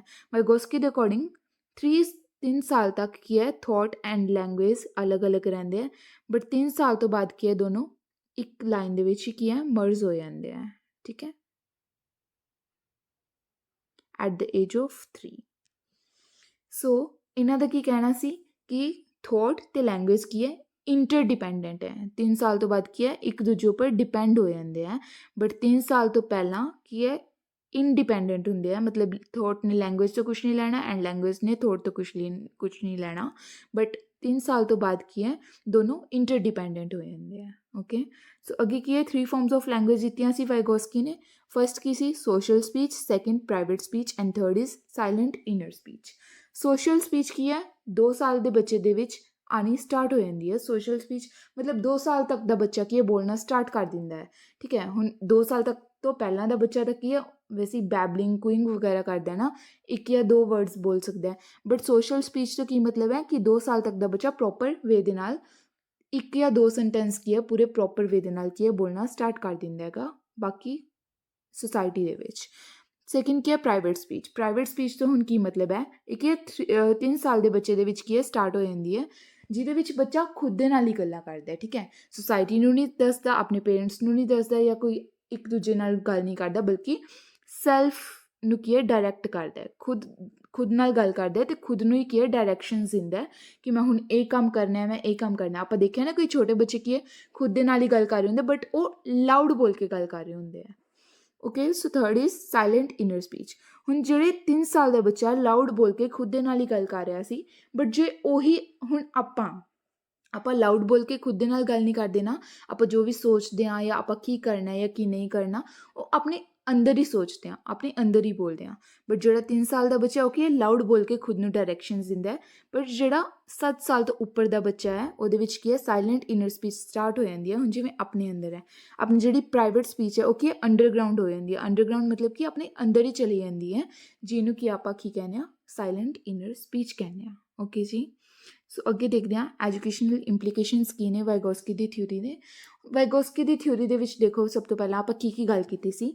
ਵਾਈਗੋਸਕੀ ਨੇ 3 ਫੈਕਟਰਸ ਦਿੱਤੇ ਸੀ, S, C and L, society, culture and language. ਤਿੰਨੋਂ ਹੀ ਫੈਕਟਰਸ ਕੀ ਹੈ ਬੱਚੇ ਦੀ ਕੋਗਨੀਟਿਵ ਡਿਵੈਲਪਮੈਂਟ ਦੇ ਉੱਪਰ ਬਹੁਤ ਜ਼ਿਆਦਾ ਇਫੈਕਟ ਕਰਦੇ ਆ। ਤਾਂ ਤੁਸੀਂ ਇਹਨੂੰ SCL ਤੋਂ ਯਾਦ ਰੱਖ ਸਕਦੇ ਹੋ, ਇਸ ਤੋਂ ਉੱਪਰ ਕੁਝ ਵੀ ਨਹੀਂ ਆਉਣਾ, ਠੀਕ ਹੈ ਜੀ। ਅਤੇ ਹੋਰ ਕੀ ਹੈ 3 ਟਰਮਸ ਦਿੱਤੀਆਂ ਸੀ ਇਹਨਾਂ ਨੇ, ZPD, scaffolding and more knowledgeable other, ਠੀਕ ਹੈ ਜੀ। ZPD ਤੋਂ ਕੀ ਮਤਲਬ ਸੀ, ਬੱਚਾ ਇੱਕ ਲੈਵਲ 'ਤੇ ਖੁਦ ਕੰਮ ਕਰ ਸਕਦਾ ਹੈ ਅਤੇ ਜਿਹੜੀ ਉਹਨੇ ਦੂਜੇ ਲੈਵਲ 'ਤੇ ਪਹੁੰਚਣਾ ਹੈ ਕਿਸੇ ਦੀ ਹੈਲਪ ਦੇ ਨਾਲ, ਤਾਂ ਉਹ ਜਿਹੜੇ ਦੋਨਾਂ ਲੈਵਲ ਦੇ ਵਿੱਚ ਡਿਫਰੈਂਸ ਹੈ ਉਹਨੂੰ ਕੀ ਕਿਹਾ ਆਪਾਂ ZPD ਕਿਹਾ, ਠੀਕ ਹੈ ਜੀ। ਅਤੇ ਇਹ ਜਿਹੜੀ ਹੈਲਪ ਦਿੱਤੀ ਗਈ ਹੈ ਜਿਹਦੇ ਦੁਆਰਾ ਦਿੱਤੀ ਗਈ ਹੈ ਉਹਨੂੰ ਕੀ ਕਹਾਂਗੇ ਆਪਾਂ ਮੋਰ ਨੌਲੇਜੇਬਲ ਅਦਰ, ਕਿ ਇਸ ਬੱਚੇ ਦੇ ਨਾਲੋਂ ਨੌਲੇਜ ਜਿਹਨੂੰ ਜ਼ਿਆਦਾ ਸੀ ਉਹ ਕੀ ਹੋ ਗਿਆ ਮੋਰ ਨੌਲੇਜੇਬਲ ਅਦਰ ਹੋ ਗਿਆ ਉਸ ਬੱਚੇ ਦੇ ਲਈ। ਅਤੇ ਹੁਣ ਇਹ ਜਿਹੜੀ ਹੈਲਪ ਦਿੱਤੀ ਗਈ ਹੈ, ਜਿਹੜੀ ਇਹ ਹੈਲਪ ਦੇਣ ਦੀ ਪ੍ਰੋਸੈਸ ਸੀ ਉਹਨੂੰ ਕੀ ਕਿਹਾ ਗਿਆ ਹੈ ਸਕੈਫੋਲਡਿੰਗ ਕਿਹਾ ਗਿਆ ਹੈ। ਓਕੇ, ਲੈਂਗੁਏਜ ਬਾਰੇ ਵਾਈਗੋਸਕੀ ਨੇ ਕੀ ਕਿਹਾ ਸੀ ਕਿ ਜਿਹੜੀ ਲੈਂਗੁਏਜ ਦੇ ਥੋਟ ਹੈ 3 ਸਾਲ ਤੱਕ ਕੀ ਹੈ ਇੰਡੀਪੈਂਡੈਂਟ ਹੁੰਦੇ ਹੈ, ਆਪਸ ਦੇ ਵਿੱਚ ਮਰਜ ਨਹੀਂ ਹੁੰਦੇ, ਪਰ 3 ਸਾਲ ਤੋਂ ਬਾਅਦ ਕੀ ਹੈ ਇਹ ਮਰਜ ਹੋਣਾ ਸਟਾਰਟ ਕਰ ਦਿੰਦੇ ਆ ਅਤੇ ਕੀ ਹੈ ਇੰਟਰਡਿਪੈਂਡੈਂਟ ਹੋ ਜਾਂਦੇ ਆ, ਮਤਲਬ ਇੱਕ ਦੂਜੇ ਉੱਪਰ ਡਿਪੈਂਡ ਹੋ ਜਾਂਦੇ ਆ, ਠੀਕ ਹੈ। ਅਤੇ ਫਿਰ ਵਾਈਗੋਸਕੀ ਨੇ ਕੀ ਹੈ 3 ਤਰ੍ਹਾਂ ਦੀ ਸਪੀਚ ਦਿੱਤੀ ਸੀ। ਫਸਟ ਕੀ ਸੀ ਸੋਸ਼ਲ ਸਪੀਚ। ਸੋਸ਼ਲ ਸਪੀਚ ਤੋਂ ਕੀ ਮਤਲਬ ਸੀਗਾ ਆਪਣਾ ਜਿਹੜਾ ਬੱਚਾ ਕੀ ਹੈ 2 ਸਾਲ ਤੱਕ ਦਾ ਬੱਚਾ ਕੀ ਹੈ ਬੋਲਣਾ ਸਟਾਰਟ ਕਰ ਦਿੰਦਾ ਹੈ, ਉਹਨੂੰ ਆਪਾਂ ਕੀ ਕਹਿੰਦੇ ਹਾਂ ਸੋਸ਼ਲ ਸਪੀਚ। ਸੈਕਿੰਡ ਕੀ ਸੀ ਆਪਣੀ ਪ੍ਰਾਈਵੇਟ ਸਪੀਚ। ਪ੍ਰਾਈਵੇਟ ਸਪੀਚ ਮਤਲਬ ਕਿ 3 ਸਾਲ ਤੱਕ ਦਾ ਬੱਚਾ ਜਦੋਂ ਕਿ ਖੁਦ ਨੂੰ ਹੀ ਡਾਇਰੈਕਸ਼ਨਸ ਦਿੰਦਾ ਹੈ ਕਿ ਯਾਰ ਇਹ ਮੈਂ ਕੀ ਕਰਤਾ, ਐਵੇਂ ਕਰਨਾ ਸੀ, ਐਵੇਂ ਨਹੀਂ ਕਰਨਾ ਸੀ, ਮਤਲਬ ਖੁਦ ਨਾਲ ਹੀ ਗੱਲਾਂ ਕਰਦਾ ਬਟ ਲਾਊਡ ਵੋਇਸ ਦੇ ਵਿੱਚ, ਠੀਕ ਹੈ, ਜੋ ਕਿ ਦੂਜੇ ਬੰਦੇ ਨੂੰ ਸੁਣ ਸਕਦੀ ਹੈ। ਥਰਡ ਕੀ ਸੀ ਆਪਣੀ silent inner speech. Silent inner speech ਹੁਣ ਜਿਵੇਂ ਆਪਾਂ, ਠੀਕ ਹੈ, ਤੁਸੀਂ ਖੁਦ ਦੀ ਐਗਜ਼ਾਮਪਲ ਲੈ ਕੇ ਯਾਦ ਰੱਖ ਸਕਦੇ ਹੋ। ਆਪਾਂ ਕੁਝ ਵੀ ਸੋਚਦੇ ਹਾਂ, ਕੋਈ ਵੀ ਕੰਮ ਆਪਣੇ ਤੋਂ ਗਲਤ ਹੋ ਜਾਂਦਾ ਜਾਂ ਇਹ ਨਹੀਂ ਕਰਨਾ ਜਾਂ ਉਹ ਨਹੀਂ ਕਰਨਾ, ਆਪਾਂ ਖੁਦ ਲਾਊਡ ਵੋਇਸ ਦੇ ਵਿੱਚ ਨਹੀਂ ਬੋਲਦੇ ਨਾ, ਆਪਾਂ ਕੀ ਖੁਦ ਆਪਦੇ ਅੰਦਰ ਹੀ ਮਨ ਦੇ ਵਿੱਚ ਸੋਚਦੇ ਹਾਂ ਜਾਂ ਬੋਲਦੇ ਹਾਂ, ਤਾਂ ਉਹਨੂੰ ਆਪਾਂ ਕੀ ਕਹਿ ਦਿੰਦੇ ਹਾਂ ਸਾਇਲੈਂਟ ਇਨਰ ਸਪੀਚ ਕਹਿ ਦਿੰਦੇ ਹਾਂ। ਓਕੇ, ਸੋ ਅੱਗੇ ਦੇਖਦੇ ਹਾਂ ਆਪਾਂ ਐਜੂਕੇਸ਼ਨਲ ਇੰਪਲੀਕੇਸ਼ਨਸ ਵਾਈਗੋਸਕੀ ਦੀ ਥਿਊਰੀ ਦੇ। ਵਾਈਗੋਸਕੀ ਨੇ ਕੀ ਕਿਹਾ ਹੈਗਾ ਕੋਲੈਬੋਰੇਟਿਵ ਲਰਨਿੰਗ ਐਂਡ ਹੈਟਰੋਜੀਨਸ ਗਰੁੱਪਸ ਬਾਰੇ ਕਿਹਾ। ਕੋਲੈਬੋਰੇਟਿਵ ਲਰਨਿੰਗ ਤੋਂ ਕੀ ਮਤਲਬ ਹੈ ਹੁਣ ਕਿ ਵਾਈਗੋਸਕੀ ਕਹਿੰਦੇ ਕਿ ਜਦੋਂ ਤੱਕ ਬੱਚਾ ਕੋਲੈਬ ਕਰਕੇ ਸਿੱਖਦਾ ਹੈ, ਕੋਆਪਰੇਟ ਕਰਕੇ ਸਿੱਖਦਾ ਹੈ, ਉਦੋਂ ਤੱਕ ਉਹਦੀ ਜਿਹੜੀ ਕੋਗਨੀਟਿਵ ਡਿਵੈਲਪਮੈਂਟ ਹੈ ਬਹੁਤ ਜ਼ਿਆਦਾ ਫਾਸਟ ਹੁੰਦੀ ਹੈ, ਬਹੁਤ ਜ਼ਿਆਦਾ ਵਧੀਆ ਹੁੰਦੀ ਹੈ। ਹੁਣ ਕੋਲੈਬੋਰੇਟਿਵ ਲਰਨਿੰਗ ਤੋਂ ਕੀ ਮਤਲਬ ਹੈ ਜਦੋਂ ਕਲਾਸ ਦੇ ਵਿੱਚ ਹੀ ਬੱਚੇ ਕੀ ਹੈ ਇੱਕ ਦੂਜੇ ਦੇ ਨਾਲ ਕੋਲੈਬ ਕਰਦੇ ਆ। ਹੁਣ ਇੱਕ ਬੱਚਾ ਕੀ ਹੈ ਥੋੜ੍ਹਾ ਜਿਹਾ ਕਮਜ਼ੋਰ ਹੈ ਪੜ੍ਹਾਈ ਦੇ ਵਿੱਚ, ਬਟ ਦੂਜਾ ਬੱਚਾ ਕੀ ਹੈ ਉਸੇ ਫੀਲਡ ਦੇ ਵਿੱਚ ਜ਼ਿਆਦਾ ਵਧੀਆ ਹੈ, ਤਾਂ ਉਹ ਕੀ ਹੈ ਇੱਕ ਬੱਚਾ ਦੂਜੇ ਬੱਚੇ ਤੋਂ ਸਿੱਖ ਕੇ ਕੰਮ ਕਰੂਗਾ, ਠੀਕ ਹੈ। ਜੇ ਟੀਚਰ ਦਾ ਕੰਮ ਕੀ ਹੈ ਫੈਸਿਲੀਟੇਟ ਕਰਨਾ, ਉਹਨਾਂ ਨੂੰ ਕੀ ਹੈ ਪ੍ਰੋਵਾਈਡ ਕਰਵਾਉਣਾ ਮਟੀਰੀਅਲ ਵਗੈਰਾ ਜਾਂ ਉਹਨਾਂ ਦੀ ਨੀਡਸ ਪੂਰੀਆਂ ਕਰਨੀਆਂ, ਬਟ ਉਹ ਜਦੋਂ ਬੱਚੇ ਖੁਦ ਆਪਸ ਦੇ ਵਿੱਚ ਕੀ ਹੈ ਕੋਲੈਬ ਕਰਦੇ ਹੈ ਜਾਂ ਇੱਕ ਦੂਜੇ ਦੇ ਨਾਲ ਪ੍ਰੋਜੈਕਟਸ ਦੇ ਵਿੱਚ ਕੀ ਹੈ ਕੋਆਪਰੇਟ ਕਰਦੇ ਹੈ, ਇੱਕ ਸੁਸਾਇਟੀ ਦੇ ਵਿੱਚ ਉਹਨਾਂ ਨੂੰ ਰਹਿਣ ਦਾ ਕੀ ਹੈ ਤਰੀਕਾ ਆਉਂਦਾ ਹੈ, ਤਾਂ ਕੀ ਹੈ ਕੋਲੈਬੋਰੇਟਿਵ ਲਰਨਿੰਗ ਦੇ ਨਾਲ ਕੀ ਹੈ ਬੱਚੇ ਦੀ ਜਿਹੜੀ ਕੋਗਨੀਟਿਵ ਡਿਵੈਲਪਮੈਂਟ ਹੈ ਬਹੁਤ ਜ਼ਿਆਦਾ ਵਧੀਆ ਹੁੰਦੀ ਹੈ। ਤੇ ਕਿਵੇਂ ਦੇ ਗਰੁੱਪਸ ਬਣਾਉਣੇ ਚਾਹੀਦੇ ਆ ਆਪਾਂ ਨੂੰ। ਹੁਣ ਇਹ ਤਾਂ ਹੈ ਨਹੀਂ ਕਿ ਜੇ ਇੱਕ ਬੱਚੇ ਕੀ ਹੈ ਕਮਜ਼ੋਰ ਹੈ ਤੇ ਹੁਸ਼ਿਆਰ ਬੱਚੇ ਕੀ ਹੈ ਅਲੱਗ-ਅਲੱਗ ਗਰੁੱਪਸ ਬਣਾ ਦਈਏ ਆਪਾਂ ਨੂੰ ਕੀ ਹੈ ਹੈਟੀਰੋਜੀਨਸ ਗਰੁੱਪਸ ਬਣਾਉਣੇ ਚਾਹੀਦੇ ਆ, ਮਤਲਬ ਕਿ ਮਿਕਸ ਬੱਚਿਆਂ ਦੇ ਕੀ ਹੈ ਗਰੁੱਪਸ ਬਣਾਉਣੇ ਚਾਹੀਦੇ ਆ। ਹੁਣ ਇੱਕ ਫੀਲਡ ਦਾ ਬੱਚਾ ਕੀ ਹੈ ਵਧੀਆ ਹੋ ਸਕਦਾ ਹੈ, ਕੋਈ ਦੂਜੀ ਫੀਲਡ ਦਾ ਬੱਚਾ ਵਧੀਆ ਹੋ ਸਕਦਾ ਹੈ, ਤਾਂ ਉਹ ਕੀ ਹੈ ਹਰ ਇੱਕ ਤਰ੍ਹਾਂ ਦੇ ਬੱਚੇ ਨੂੰ ਕੀ ਹੈ ਇੱਕ ਗਰੁੱਪ ਦੇ ਵਿੱਚ ਰੱਖਣਾ ਚਾਹੀਦਾ ਹੈ, ਤਾਂ ਕਿ ਜਿਹੜਾ ਬੱਚਾ ਕਮਜ਼ੋਰ ਹੈ ਜਾਂ ਕਿਸੇ ਹੋਰ ਫੀਲਡ ਦੇ ਵਿੱਚ ਵਧੀਆ ਉਹ ਕੀ ਹੈ ਹਰ ਇੱਕ ਚੀਜ਼ ਨੂੰ ਸਿੱਖ ਸਕੇ ਕਿਸੇ ਦੂਜੇ ਬੱਚੇ ਤੋਂ। ਮੋਰ ਨੌਲੇਜੇਬਲ ਅਦਰ ਦੀ ਗੱਲ ਕੀਤੀ ਹੈ ਨਾ, ਤਾਂ ਇੱਕ ਬੱਚੇ ਨੂੰ ਜੇ ਦੂਜਾ ਬੱਚਾ ਜ਼ਿਆਦਾ ਵਧੀਆ ਕੋਈ ਚੀਜ਼ ਆ ਰਹੀ ਹੈ ਦੂਜੇ ਬੱਚੇ ਨੂੰ, ਤਾਂ ਉਹ ਕੀ ਹੈ ਦੂਜੇ ਬੱਚੇ ਦੇ ਲਈ ਕੀ ਹੋ ਗਿਆ ਮੋਰ ਨੌਲੇਜੇਬਲ ਅਦਰ ਹੋ ਗਿਆ। ਅਤੇ ਉਹਨਾਂ ਦੇ ਲਈ ਕੀ ਹੈ ਹੈਟੀਰੋਜੀਨਸ ਗਰੁੱਪਸ ਆਪਾਂ ਨੂੰ ਬਣਾਉਣੇ ਚਾਹੀਦੇ ਆ, ਜਿਹਦੇ ਨਾਲ ਉਹਨਾਂ ਦੀ ਜਿਹੜੀ ਕੋਗਨੀਟਿਵ ਡਿਵੈਲਪਮੈਂਟ ਹੈ ਬਹੁਤ ਜ਼ਿਆਦਾ ਵਧੀਆ ਅਤੇ ਫਾਸਟਲੀ ਹੋਏਗੀ। ਠੀਕ ਹੈ, ਅਤੇ ਥਰਡ ਕੀ ਕਿਹਾ ਇਹਨਾਂ ਨੇ ਸੋਸ਼ਲ ਇੰਟਰੈਕਸ਼ਨ ਬੱਚੇ ਦੀ ਕੋਗਨੀਟਿਵ ਡਿਵੈਲਪਮੈਂਟ ਦੇ ਲਈ ਬਹੁਤ ਹੀ ਜ਼ਿਆਦਾ ਜ਼ਰੂਰੀ ਹੈ, ਜੋ ਆਪਾਂ ਪਹਿਲਾਂ ਵੀ ਪੜ੍ਹਿਆ SCL। Society, culture and language as a tool. Culture ਕੀ ਹੈ ਬੱਚੇ ਦਾ, ਜਿੱਥੇ ਬੱਚਾ ਰਹਿੰਦਾ ਉੱਥੋਂ ਦਾ ਕਲਚਰ। ਸੁਸਾਇਟੀ ਕੀ ਹੈ, ਤਿੰਨੋਂ ਚੀਜ਼ਾਂ ਬਹੁਤ ਜ਼ਿਆਦਾ ਮੈਟਰ ਕਰਦੀਆਂ ਬੱਚੇ ਦੀ ਕੋਗਨੀਟਿਵ ਡਿਵੈਲਪਮੈਂਟ ਦੇ ਲਈ।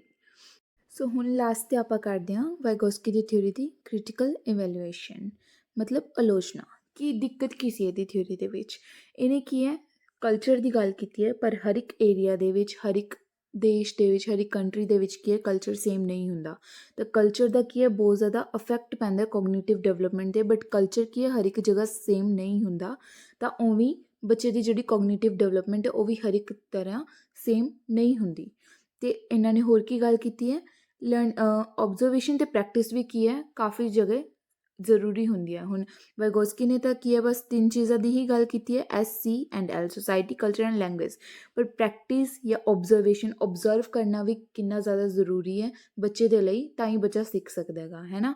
ਆਪਾਂ ਪਿਆਜੇ ਨੇ ਕਿਹਾ ਸੀਗਾ ਨਾ ਇਮੀਟੇਟਿਵ ਮਤਲਬ ਇਮੀਟੇਟ ਕਰਕੇ ਬੱਚਾ ਸਿੱਖਦਾ, ਓਬਜ਼ਰਵ ਕਰਕੇ, ਅਨੁਕਰਨ ਕਰਕੇ, ਹੈ ਨਾ, ਨਕਲ ਕਰਕੇ ਸਿੱਖਦਾ ਹੈਗਾ। ਬਟ ਜਿਹੜੇ ਵਾਈਗੋਸਕੀ ਸੀਗੇ ਇਹਨਾਂ ਨੇ ਓਬਜ਼ਰਵੇਸ਼ਨ ਜਾਂ ਪ੍ਰੈਕਟਿਸ ਦੀ ਕੋਈ ਗੱਲ ਨਹੀਂ ਕੀਤੀ। ਤਾਂ ਇਹ ਕੀ ਹੈ ਕੁਛ ਮੇਨ ਫੀਚਰ ਸੀਗੇ ਜਿਹੜੇ ਇਹਨਾਂ ਦੀ ਥਿਊਰੀ ਦੇ ਵਿੱਚ ਨਹੀਂ ਦੱਸੇ ਗਏ, ਬਟ ਇਹ ਕੀ ਹੈ ਬੱਚੇ ਦੀ ਡਿਵੈਲਪਮੈਂਟ ਦੇ ਲਈ ਜ਼ਰੂਰੀ ਹੈ। ਬਰੂਨਰ ਨੇ ਕਿਹੜੀ ਥਿਊਰੀ ਦਿੱਤੀ ਸੀ? ਕੋਗਨੀਟਿਵ ਲਰਨਿੰਗ ਦੀ ਥਿਊਰੀ, ਕੋਗਨੀਟਿਵ ਡਿਵੈਲਪਮੈਂਟ ਬਾਰੇ ਦਿੱਤੀ ਹੈ ਇਹਨਾਂ ਨੇ ਵੀ ਥਿਊਰੀ। ਬਰੂਨਰ ਕੀ ਸੀਗੇ? ਇੱਕ ਅਮਰੀਕਨ ਸਾਈਕੋਲੋਜਿਸਟ ਸੀਗੇ, ਜਿਨ੍ਹਾਂ ਦੀ ਥਿਊਰੀ ਦੀ 3 ਸਟੇਜਿਸ ਦਿੱਤੀਆਂ ਇਹਨਾਂ ਨੇ। ਠੀਕ ਹੈ, ਕਿੰਨੀਆਂ ਸਟੇਜਿਸ ਦਿੱਤੀਆਂ? 3 ਸਟੇਜਿਸ ਦਿੱਤੀਆਂ ਹੈ। ਅਤੇ ਇਹ ਕੀ ਕਹਿੰਦੇ ਸੀਗੇ ਕਿ ਬੱਚਾ ਨੈਕਸਟ ਸਟੇਜ ਦੇ ਵਿੱਚ ਫਸਟ ਸਟੇਜ ਨੂੰ ਬਿਨਾਂ ਭੁੱਲੇ ਜਾਂ ਬਿਨਾਂ ਛੱਡੇ ਜਾਂਦਾ ਹੈਗਾ। ਮਤਲਬ ਕਿ ਜਿਹੜੀ ਸਟੇਜਿਸ ਹੈ ਉਹ ਕੀ ਹੈ ਕੰਟੀਨਿਊਸਲੀ ਚੱਲਦੀਆਂ ਰਹਿੰਦੀਆਂ। ਅਗਰ ਬੱਚਾ ਫਸਟ ਸਟੇਜ ਦੇ ਵਿੱਚ ਹੈ, ਅਗਰ ਸੈਕਿੰਡ ਸਟੇਜ ਦੇ ਵਿੱਚ ਜਾਂਦਾ ਹੈ ਤਾਂ ਉਹਨੂੰ ਫਸਟ ਸਟੇਜ ਵਾਲਾ ਵੀ ਸਾਰਾ ਯਾਦ ਰਹੂਗਾ। ਉਹ ਐਵੇਂ ਨਹੀਂ ਕਿ ਫਸਟ ਸਟੇਜ ਵਾਲਾ ਭੁੱਲ ਜਾਏਗਾ ਜਾਂ ਫਿਰ ਸੈਕਿੰਡ ਸਟੇਜ ਦੇ ਵਿੱਚ ਜਾਊਗਾ। ਸਾਰੀ ਸਟੇਜਿਸ ਕੀ ਹੈ ਆਪਸ ਦੇ ਵਿੱਚ ਇੰਟਰਡਿਪੈਂਡੈਂਟ ਹੈ, ਇੱਕ ਦੂਜੇ ਉੱਪਰ ਡਿਪੈਂਡ ਕਰਦੀਆਂ ਹੈ। ਓਕੇ ਜੀ, ਅੱਗੇ ਸਟੇਜਿਸ ਦੇ ਨੇਮ ਦੇਖਦੇ ਹਾਂ ਇਹਨਾਂ ਦੇ। ਫਸਟ ਸਟੇਜ ਕਿਹੜੀ ਸੀਗੀ? Enactive stage, second iconic stage and third is symbolic stage. Enactive ਦਾ ਕੀ ਮਤਲਬ ਹੈ? ਐਕਟਿਵ ਮੀਨਸ ਐਕਟੀਵਿਟੀ ਕਰਕੇ ਸਿੱਖਣਾ। ਫਸਟ ਸਟੇਜ ਦੇ ਵਿੱਚ ਜਿਹੜਾ ਬੱਚਾ ਹੈਗਾ ਐਕਟੀਵਿਟੀ ਕਰਕੇ ਸਿੱਖਦਾ ਹੈ, ਐਕਟਿਵ ਰਹਿੰਦਾ ਹੈਗਾ। ਠੀਕ ਹੈ, second stage iconic stage, icons ਦੇਖ ਕੇ, ਪਿਕਚਰਸ ਵਗੈਰਾ ਦੇਖ ਕੇ, ਕਿਉਂਕਿ ਬੱਚੇ ਦੀ ਲੈਂਗੁਏਜ ਹੈ ਜਿਹੜੀ ਇੰਨੀ ਜ਼ਿਆਦਾ ਡਿਵੈਲਪ ਨਹੀਂ ਹੋਈ ਹੁੰਦੀ, ਤਾਂ ਬੱਚਾ ਕੀ ਹੈ ਪਿਕਚਰਸ ਵਗੈਰਾ ਦੇਖ ਕੇ, ਆਈਕਨਸ ਦੇਖ ਕੇ ਸਿੱਖਦਾ ਹੈਗਾ।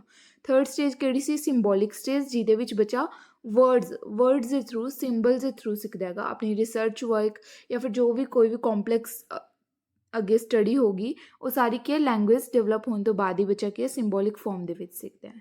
ਓਕੇ ਜੀ, ਅੱਗੇ ਇਹਨਾਂ ਦਾ ਐਕਸਪਲੇਨੇਸ਼ਨ ਦੇਖਦੇ ਹਾਂ। ਫਸਟ ਇਜ਼ ਇਨਐਕਟਿਵ ਰਿਪਰੈਜ਼ੈਂਟੇਸ਼ਨ, ਜਿਹੜੀ ਕੀ ਹੈ ਬਰਥ ਤੋਂ 3 ਸਾਲ ਦੇ ਬੱਚੇ ਤੱਕ ਕੀ ਹੁੰਦੀ ਹੈ ਇਨਐਕਟਿਵ ਰਿਪਰੈਜ਼ੈਂਟੇਸ਼ਨ, ਮੀਨਸ ਕਿ ਬੱਚਾ ਐਕਟੀਵਿਟੀ ਕਰਕੇ ਸਿੱਖਦਾ ਹੈਗਾ।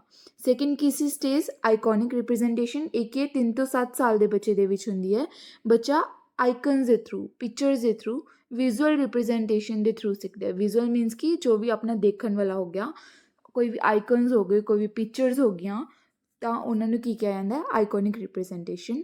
Third one is symbolic representations. ਹੁਣ ਜਿਹੜੇ ਵਰਡਸ ਹੁੰਦੇ ਆ ਆਪਣੀ ਲੈਂਗੁਏਜ ਦੇ ਵਿੱਚ, ਵਰਡਸ ਆਪਾਂ ਨੂੰ ਯਾਦ ਹੁੰਦੇ ਆ ਨਾ ਮੀਨਿੰਗਸ, ਕੋਈ ਇਹ ਤਾਂ ਹੈ ਨਹੀਂ ਕਿ ਹਰ ਇੱਕ ਵਰਡ ਦੇ ਲਈ ਆਪਾਂ ਡਿਕਸ਼ਨਰੀ ਲੱਭਦੇ ਹਾਂ। ਤਾਂ ਕੀ ਸਿੰਬੋਲਿਕ ਰਿਪਰੈਜ਼ੈਂਟੇਸ਼ਨ ਹੋ ਗਈ, ਵਰਡਸ ਆਪਣੇ ਦਿਮਾਗ ਦੇ ਵਿੱਚ ਬੈਠ ਜਾਂਦੇ ਆ, ਜਿਹਦੇ ਕਰਕੇ ਕੀ ਆਪਾਂ ਅੱਗੇ ਸਿੰਬਲਸ ਦੇ ਥਰੂ ਸਿੱਖਦੇ ਹਾਂ, ਵਰਡਸ ਦੇ ਥਰੂ ਸਿੱਖਦੇ ਹਾਂ। ਜੋ ਵੀ ਆਪਣੀ ਇਨਫੋਰਮੇਸ਼ਨ ਹੈ, ਆਪਣੀ ਸਟੱਡੀ ਹੈ, ਉਹ ਸਾਰੀ ਕੀ ਹੈ ਸਿੰਬਲਸ ਦੇ ਥਰੂ ਸਿੱਖਦੇ ਹਾਂ। ਇਹ ਕੀ ਹੈ 8 ਸਾਲ ਤੋਂ ਅੱਗੇ ਜੋ ਵੀ ਆਪਣਾ ਹੁਣ ਤੱਕ ਏਜ ਹੈ ਜਾਂ ਜਿੱਥੇ ਵੀ ਤੱਕ ਬੱਚਾ ਜਾਂਦਾ ਹੈ ਉੱਥੇ ਤੱਕ ਕੀ ਹੈ ਸਿੰਬੋਲਿਕ ਰਿਪਰੈਜ਼ੈਂਟੇਸ਼ਨ ਹੁੰਦੀ ਹੈ। ਓਕੇ, ਸੋ ਬਸ ਇਹਦੀ ਥਿਊਰੀ ਦੇ ਵਿੱਚ ਇੰਨਾ ਹੀ ਸੀਗਾ। ਅੱਗੇ ਆਪਾਂ ਪੜ੍ਹਦੇ ਹਾਂ ਕੋਹਲਬਰਗ ਦੀ ਮੋਰਲ ਡਿਵੈਲਪਮੈਂਟ ਥਿਊਰੀ।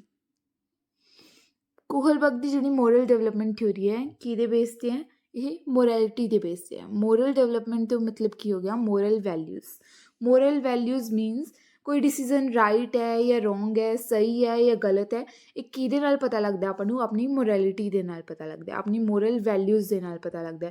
ਜੋ ਵੀ ਸੁਸਾਇਟੀ ਤੋਂ ਆਪਾਂ ਨੂੰ ਕੀ ਮੋਰੈਲਿਟੀ ਮਿਲਦੀ ਹੈ, ਮੋਰਲ ਵੈਲਿਊਜ਼, ਜੋ ਵੀ ਆਪਾਂ ਸੁਸਾਇਟੀ ਦੇ ਵਿੱਚ ਦੇਖਦੇ ਹਾਂ, ਆਪਣੇ ਸਮਾਜ ਦੇ ਵਿੱਚ ਦੇਖਦੇ ਹਾਂ ਕਿ ਕੀ ਕੰਮ ਗਲਤ ਹੋ ਰਿਹਾ ਹੈ, ਕੀ ਕੰਮ ਸਹੀ ਹੋ ਰਿਹਾ ਹੈ, ਉਹ ਸਾਰਾ ਆਪਾਂ ਨੂੰ ਕੀ ਸਿਖਾਉਂਦਾ ਹੈ? ਮੋਰਲ ਵੈਲਿਊਜ਼ ਸਿਖਾਉਂਦਾ। ਸਮਾਜ ਦੇ ਵਿੱਚ ਆਪਾਂ ਕਿਵੇਂ ਰਹਿਣਾ ਹੈ, ਕਿਵੇਂ ਸਹੀ ਤਰੀਕੇ ਦੇ ਨਾਲ ਰਹਿਣਾ ਹੈ, ਕਿਵੇਂ ਕੋਈ ਗਲਤ ਕੰਮ ਨਹੀਂ ਕਰਨਾ, ਉਹ ਸਾਰਾ ਕਿਸ ਦੇ ਵਿੱਚ ਆ ਜਾਂਦਾ? ਮੋਰਲ ਵੈਲਿਊਜ਼ ਦੇ ਅੰਦਰ ਆ ਜਾਂਦਾ ਹੈ। ਠੀਕ ਹੈ, ਅਤੇ ਕੋਹਲਬਰਗ ਦੀ ਮੋਰਲ ਡਿਵੈਲਪਮੈਂਟ ਦੇ ਵਿੱਚ ਕੋਹਲਬਰਗ ਨੇ ਮੋਰੈਲਿਟੀ ਨੂੰ ਬਹੁਤ ਜ਼ਿਆਦਾ ਇੰਪੋਰਟੈਂਸ ਦਿੱਤੀ ਹੈ। ਮੋਰੈਲਿਟੀ ਉੱਪਰ ਦੇ ਹੀ ਕੀ ਇਹਨੇ ਥਿਊਰੀ ਦਿੱਤੀ ਹੈ। ਠੀਕ ਹੈ, ਜਿਹਦੇ ਵਿੱਚ ਆਪਾਂ ਨੂੰ ਮੋਰਲ ਵੈਲਿਊਜ਼ ਕੀ ਦੱਸਦੀਆਂ ਕਿ ਕਿਹੜਾ ਪਾਥ ਰਾਈਟ ਹੈ ਅਤੇ ਕਿਹੜਾ ਪਾਥ ਰੋਂਗ ਹੈ। ਮੋਰਲ ਡਿਵੈਲਪਮੈਂਟ ਦੀ ਥਿਊਰੀ ਨੂੰ ਹੋਰ ਕੀ ਕਿਹਾ ਜਾਂਦਾ? ਜੈਂਡਰ ਬਾਇਸ ਥਿਊਰੀ ਵੀ ਕਿਹਾ ਜਾਂਦਾ ਹੈ। ਕਿਹਨੇ ਕਿਹਾ gender bias theory? Carol Gilligan ਨੇ, ਜੋ ਕਿ ਕੋਹਲਬਰਗ ਦੇ ਹੀ ਇੱਕ ਸਟੂਡੈਂਟ ਸੀ।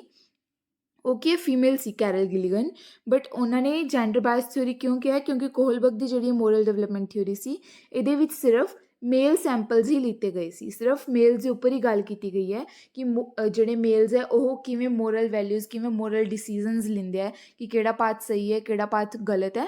ਉਹ ਸਾਰੇ ਮੋਰਲ ਵੈਲਿਊਜ਼, ਮੋਰਲ ਡਿਸੀਜ਼ਨ ਸਿਰਫ ਮੇਲ ਸੈਂਪਲਸ ਦੇ ਉੱਪਰ ਹੀ ਲਿੱਤੇ ਗਏ ਹੈ ਮੋਰਲ ਡਿਵੈਲਪਮੈਂਟ ਥਿਊਰੀ ਦੇ ਵਿੱਚ। ਪਰ ਜਿਹੜੇ ਕੋਹਲਬਰਗ ਦੀ ਸਟੂਡੈਂਟ ਸੀ ਕੈਰਲ ਗਿਲੀਗਨ, ਉਹਨਾਂ ਨੇ ਇਸ ਥਿਊਰੀ ਨੂੰ ਇਸ ਲਈ ਕੀ ਕਿਹਾ? ਜੈਂਡਰ ਬਾਇਸ ਥਿਊਰੀ, ਕਿਉਂਕਿ ਇਸ ਥਿਊਰੀ ਦੇ ਵਿੱਚ ਫੀਮੇਲਸ ਬਾਰੇ ਕੋਈ ਵੀ ਗੱਲ ਨਹੀਂ ਕੀਤੀ ਗਈ। ਓਕੇ, ਸੋ ਅੱਗੇ ਦੇਖਦੇ ਹਾਂ।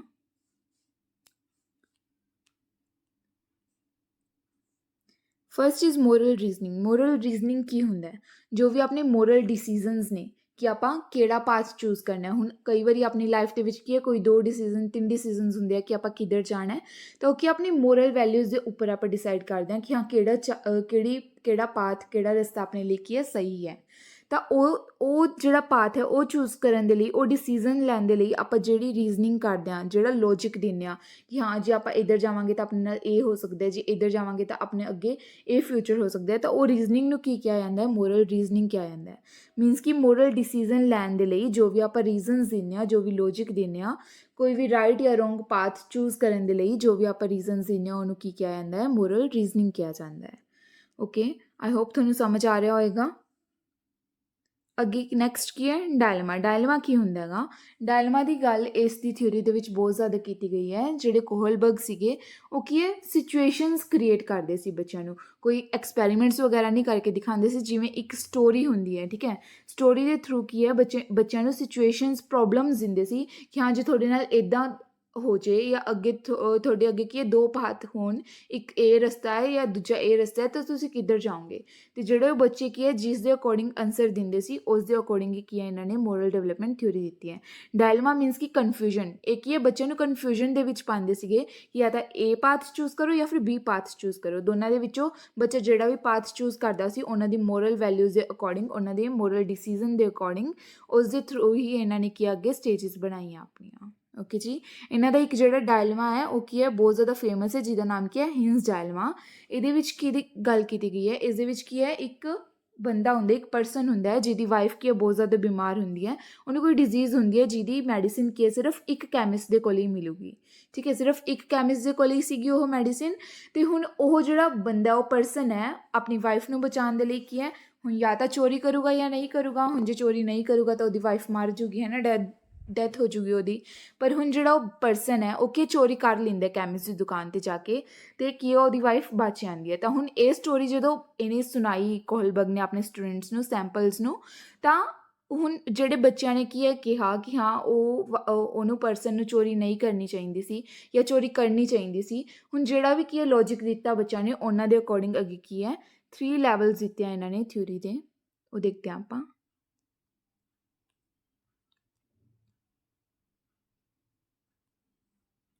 ਇਹਨਾਂ ਨੇ ਕੀ ਹੈ 3 ਲੈਵਲ ਦਿੱਤੇ ਹੈ, pre conventional level, conventional level and post conventional level.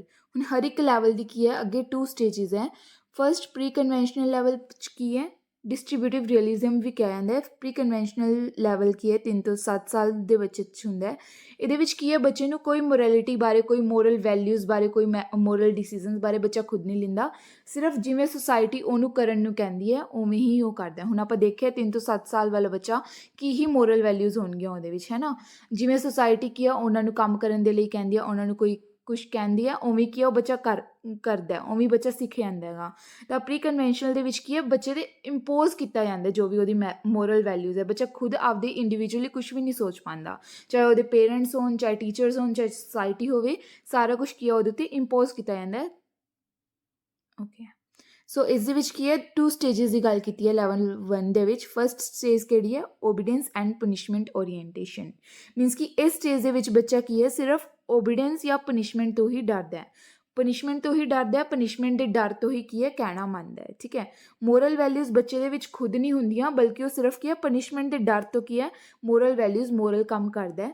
ਸਿਰਫ ਕਿਹਦੇ ਡਰ ਤੋਂ, ਪਨਿਸ਼ਮੈਂਟ ਦੇ ਡਰ ਤੋਂ, ਕਿ ਕਿਸੇ ਨੂੰ ਉਹਨੂੰ ਪਨਿਸ਼ਮੈਂਟ ਨਾ ਮਿਲ ਜਾਏ, ਜਾਂ ਫਿਰ ਕਿਸੇ ਹੋਰ ਬੱਚੇ ਦੇ ਅਗਰ ਪਨਿਸ਼ਮੈਂਟ ਮਿਲ ਰਹੀ ਹੈ ਤਾਂ ਉਸ ਤੋਂ ਕੀ ਹੈ ਉਹ ਬਹੁਤ ਜ਼ਿਆਦਾ ਕੁਝ ਸਿੱਖਦਾ ਹੈ।